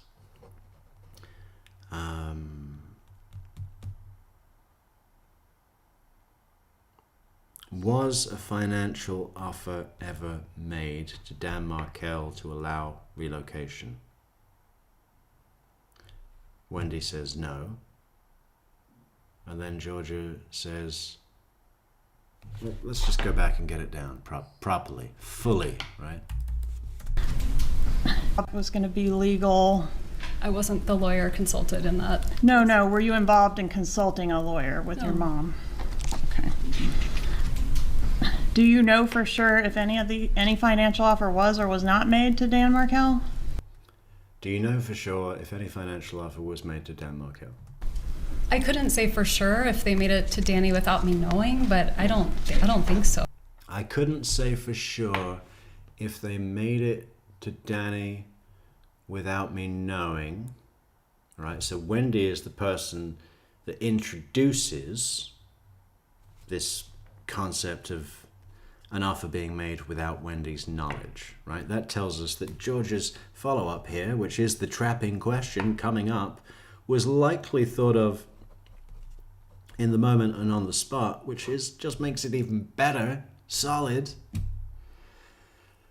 Yeah. Is that something they would do, is try to negotiate with him behind your back or deal with? Okay, brilliant. Is that something that they would do? Try to negotiate with him behind your back or deal with This situation behind your back? I don't think so. or deal with this situation behind your back, right? Great. So, if Wendi answers yes to that, right? She's saying, yes, my parents would try to deal with this situation behind my back, right? But if she says no, it fucks up her previous answer of, well, I don't know if a situation was maybe on my back. You know, it's like, why mention it then if they wouldn't? So either answer is not helpful to Wendi at the very least, right? And possibly damaging. Trapping questions. She's good at those. A question where either way Wendi goes, it affects her case negatively. I like it. Good tactic. I think I would have known. Danny probably would have told me. But you definitely didn't extend any of these offers or threats. No.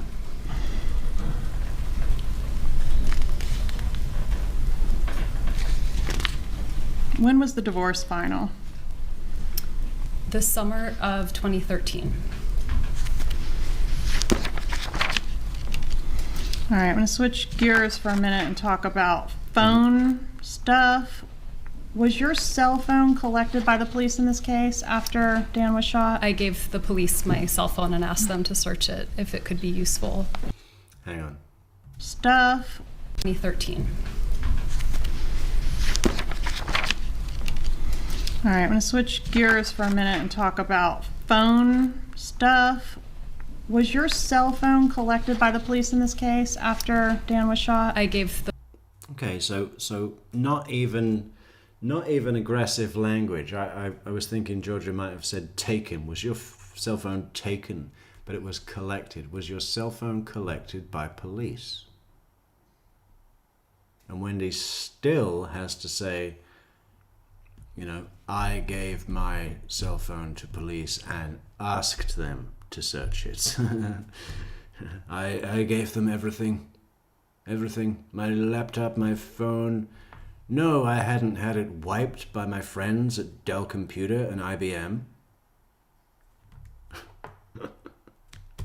police my cell phone and asked them to search it if it could be useful. All right, and around the time of the murder was... Well, I hope it was a bit more useful than your testimony. Remind me again, Wendy, what are you here to do? Right? You've actively stated that you will only come to court if under subpoena that comes with use and derivative use immunity, that you refuse to testify for any defense because they cannot give you that immunity that the state can. What are you here to do? I think in one trial you say this is your duty that you're not complaining about here. But do you feel like you're contributing? Do you feel, Wendy, like you are contributing to the effort to seek justice for the father of your children who was shot in the face at the very address that you started a family with him at?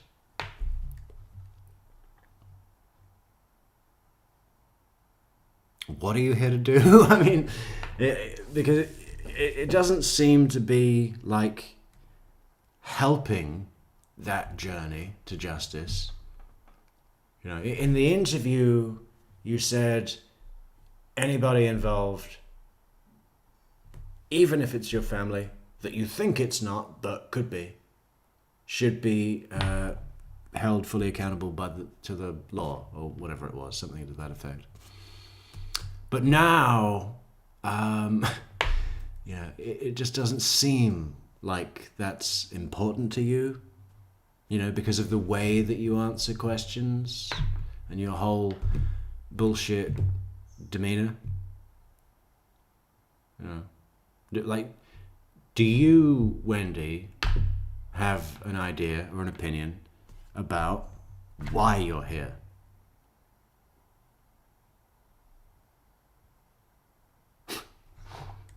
Yeah. I wonder what she tells herself. You know, people in Wendy's life,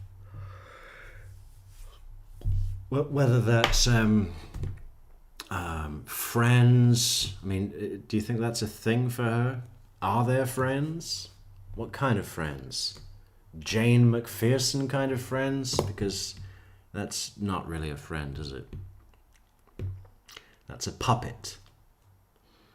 A puppet that can run and do chores for you and errands, you know, for free and for not any return. So, but maybe co-workers? I mean, there's got to be people in her life, right? Do you think any of them don't watch her time on the stand? I mean, if this were like a work colleague of mine in a big murder trial that was famous and interesting, even if I didn't really know the colleague, I'd definitely watch it just to just to see someone that I see on a daily basis in a kind of unusual situation. See how they hold up. But with Wendi, people must, after this, we only get to see what's on TV. But after this, surely there will be people in her life who say to her, hey, I saw you on the stand. What's up with that? Or does she just have this way to convert people to her way of thinking? Which is what? We still don't know. We still don't know.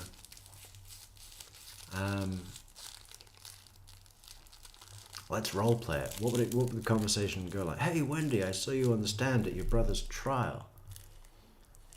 I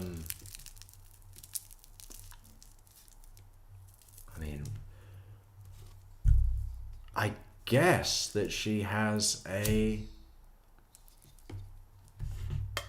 for most people in her life, a prescribed answer of, I'm sorry, the courts don't allow me to discuss this. She probably wouldn't even deflect to her lawyer, but I'm not permitted to discuss this. And that fact cannot be held against me in any way. She probably resists any intake or output of anything to do with this, right? In terms of people asking her questions. Your number 954-803-0079. It was. And can you agree that the numbers, let me show you an exhibit. 59, I believe.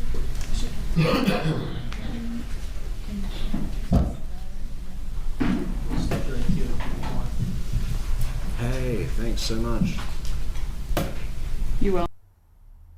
Thanks so much to Bast.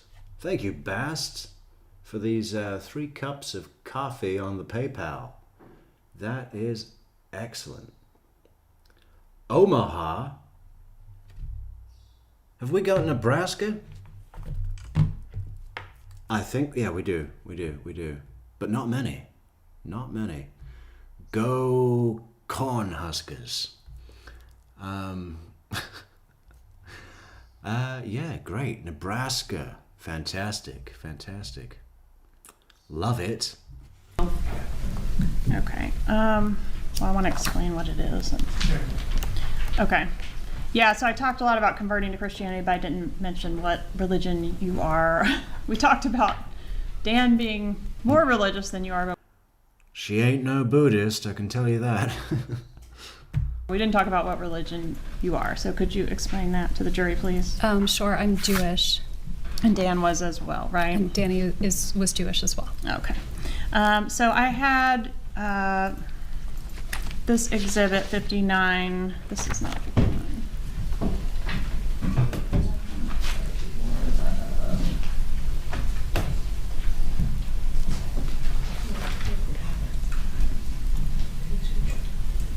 Yes, that's what we did.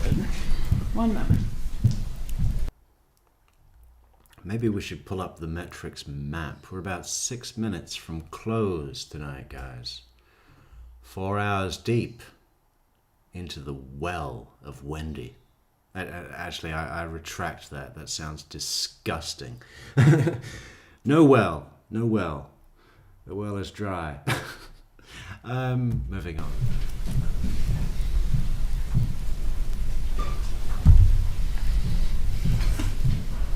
All right, you may not be able to do this, but states 59, I've got phone numbers attributed to your family members. Obviously, you don't know the other people. Are those Yeah, Michelle, it's Bast. The traditional spelling. Yeah, you got it right. Bast, our good friend Omaha Bast. those phone numbers accurate, if you know, for the time Yes. frame around the murder? Yes. Okay. All right, and then you are also familiar with the wiretap that was conducted in this case? Yes. And did I provide you a disc labeled Disc 107, ask you to review some calls and see if you could authenticate the voices on those calls? Yes. All right, and for that, I made you a little spreadsheet, which I've marked as 61.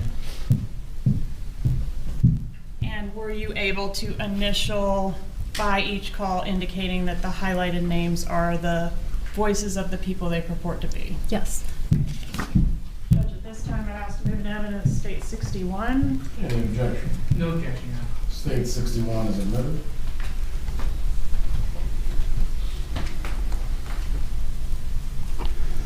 All right, and if we can shift back to, we talked about your divorce being final. Once the divorce was final, weren't there still a lot of filings that went back and forth between both you and Dan Markel? Yes and no. The divorce was final. We had a final settlement agreement. The agreement was I take my name off the title to the house. He pays me half the value to the house. So for within the first week, I went and took my name off the title to the house, and I waited until October when he was supposed to get back to me.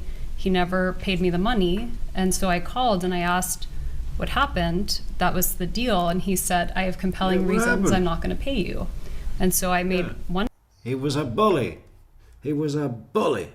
Here I was, a reasonable little lamb, being led to market by that greedy Markel. I mean, sick.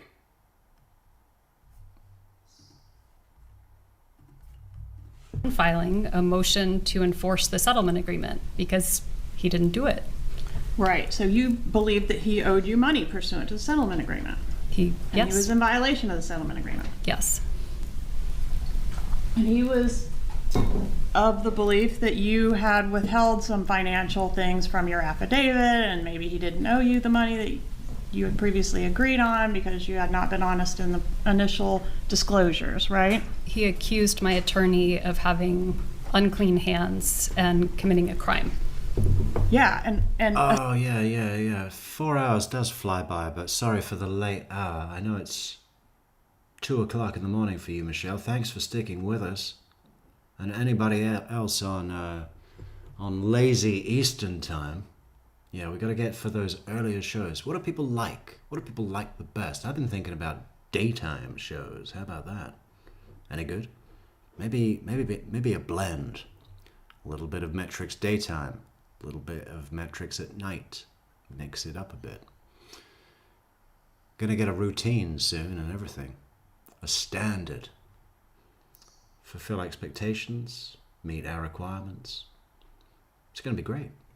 assisting you in withholding this money from the Correct. disclosures. Okay. All right, so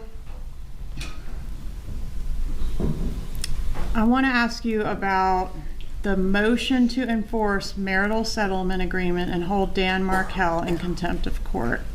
That was filed, you may need to refresh your memory, October 31st, 2013.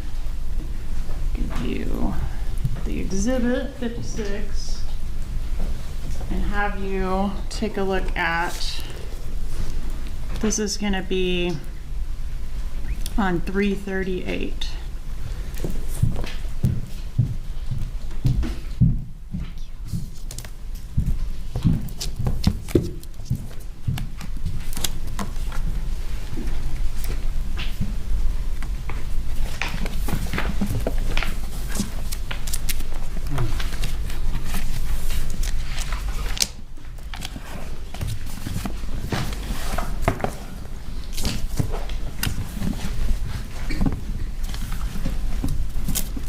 All right, could you just read the title, the caption of that filing?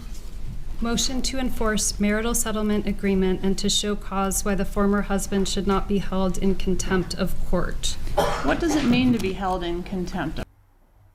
And because I am reading it like this, it means I am unfamiliar with the document.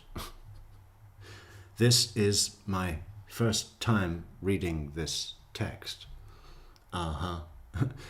there's this really funny bit coming up where she's asking her about Katie, and she's asking Wendi, "Are you charged alongside your brother with colluding with him to do this crime?" And she says no. And Georgia says, "Who is?" Wendi says, "I don't think anybody." And then Georgia gives her the document and asks her again, "Who is listed as the person?" And Wendi goes, "Somebody called Catherine D. Magbanua."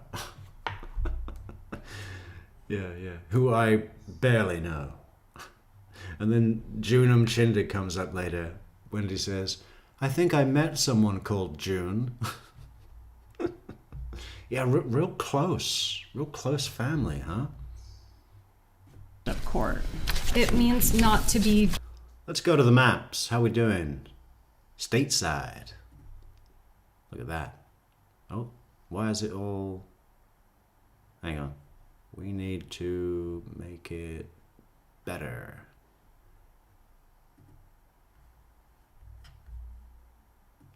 Boom. Look at that. Coast to coast shows. He's known as the Globetrotter. From sea to shining sea. But not Wyoming. Or North Dakota. Boo-hoo. I knew I was missing out. Where all the fun is, yeah? They're too busy in North Dakota having fun to watch my show. New Hampshire. Too many leaf peepers. It's not even the season. And Rhode Island, they still don't have internet. But it's coming. High-speed fiber. Doing what the court has asked you to do. Yeah, but hey, if you are in any gray state, because we don't see a lot of Nebraska, but today, there it was. Right there on the PayPals. Yeah, so if you're in Wyoming, if you're in North Dakota or New Hampshire or little old Rhode Island, let us know in the comments and we will paint your state red. But that's not a political affiliation now. This is my corporate color. Okay, either way.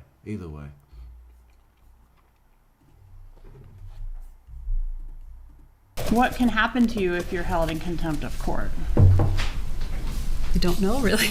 Could you be jailed? I don't know. All right. And when was the... Yeah, I'm a lawyer. Passed the bar exam 19 years ago, but I have no idea what it means to be held in contempt. Anybody who has seen My Cousin Vinny understands what it is to be held in contempt. Can you be jailed for it? Yes, apparently, for coming to court in a leather jacket. Okay, so... yeah. That's... actually, we joke, but I've heard legal experts say that My Cousin Vinny is the best movie, the best courtroom drama available to actually demonstrate procedure to the point where it is shown in law schools, in early syllabi.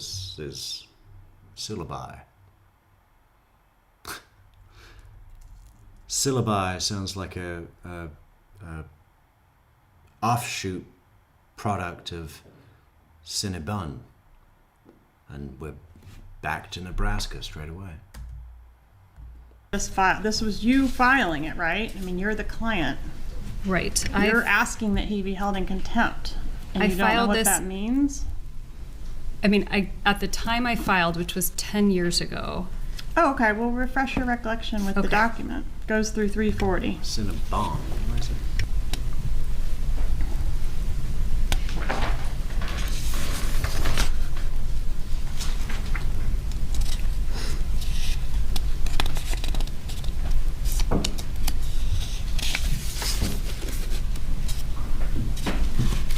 Okay, I have it. Okay. So, what was it you were asking for in this motion? It was what I just mentioned. So basically, I took my name off the title to the house. He never paid. This was asking him to pay. Cough up the money or be held in contempt. Yep. Yeah, My Cousin Vinny is a great movie, Michelle. What do you think about Marissa Tomei's hair in the movie? She's a strong Italian woman like you, right? And also a pretty good auto mechanic. Comes in handy. Okay. And what day was this filed? This was filed on October 31st, 2013. All right, so Halloween of 13, and that's the same day that you backed out of the contract to purchase the house in Tallahassee, right? I don't You remember remember what day that was. Okay. Do you remember that it was... Okay, I don't remember what day that was either, Wendy. I mean, are we just about to close?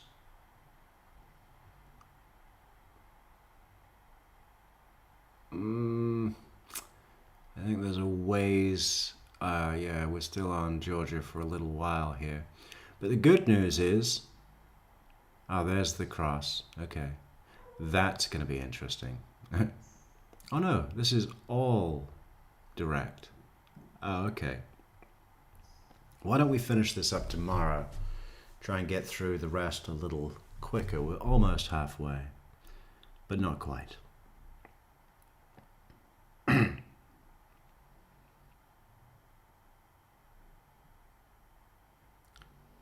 It's a Pontiac Tempest, Neverly.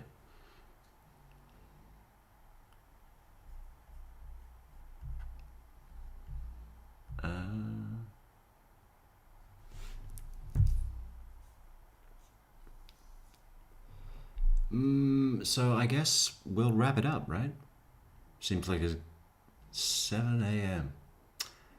See, I'm not even tired now. I should work for another 6 hours. But then the whole day will be fucked tomorrow. But we can't go to sleep now. Maybe we'll take a break. Have a Fanta. I got one in the fridge. I've been saving it for the end of the show.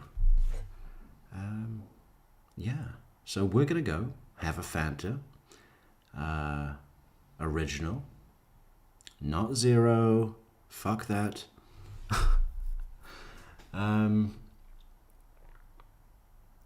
So let's go and say goodbye. Thank you guys for chatting and being great in the chat box. Love it. Love the chat box. Live chat box.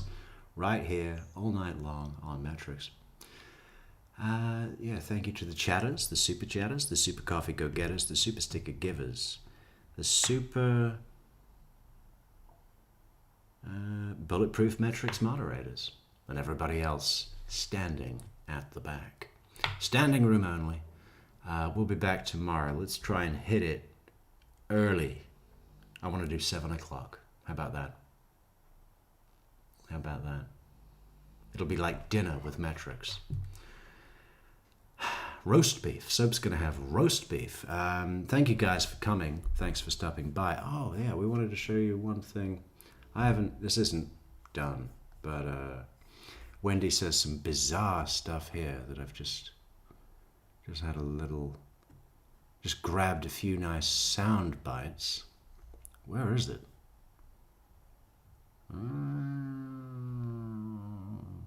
This one.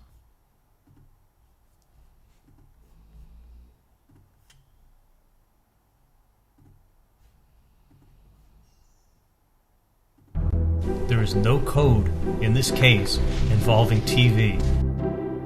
What does your husband do? He doesn't do much because he's dead. I think this face is a kind of mask that I wear, like a kind of muscle memory for the face. We've looked at all the places. I mean, I could go to Korea and China, but there's no extradition. But we're looking for places where there's no extradition. I have to establish where you were and who you were with. I didn't have a plan to do it, but it just felt unavoidable. And I just thought, okay, now I've done it.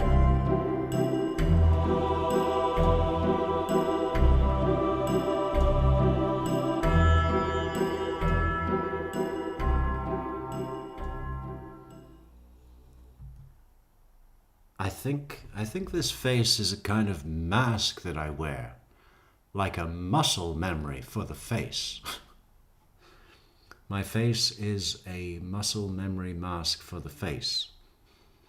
Yeah, and there's nothing wrong with that statement. That's a completely normal, well-adjusted, good mental health statement, right? Should we hear it again?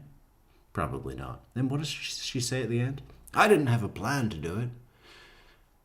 But then I just thought, now I've done it. You know, this is... The fuck? She's crazy, huh? Anyway, good night, guys. Thanks for coming. Safe drive home. And have a great Monday, right? Have a great Monday. Good to see you. Adios.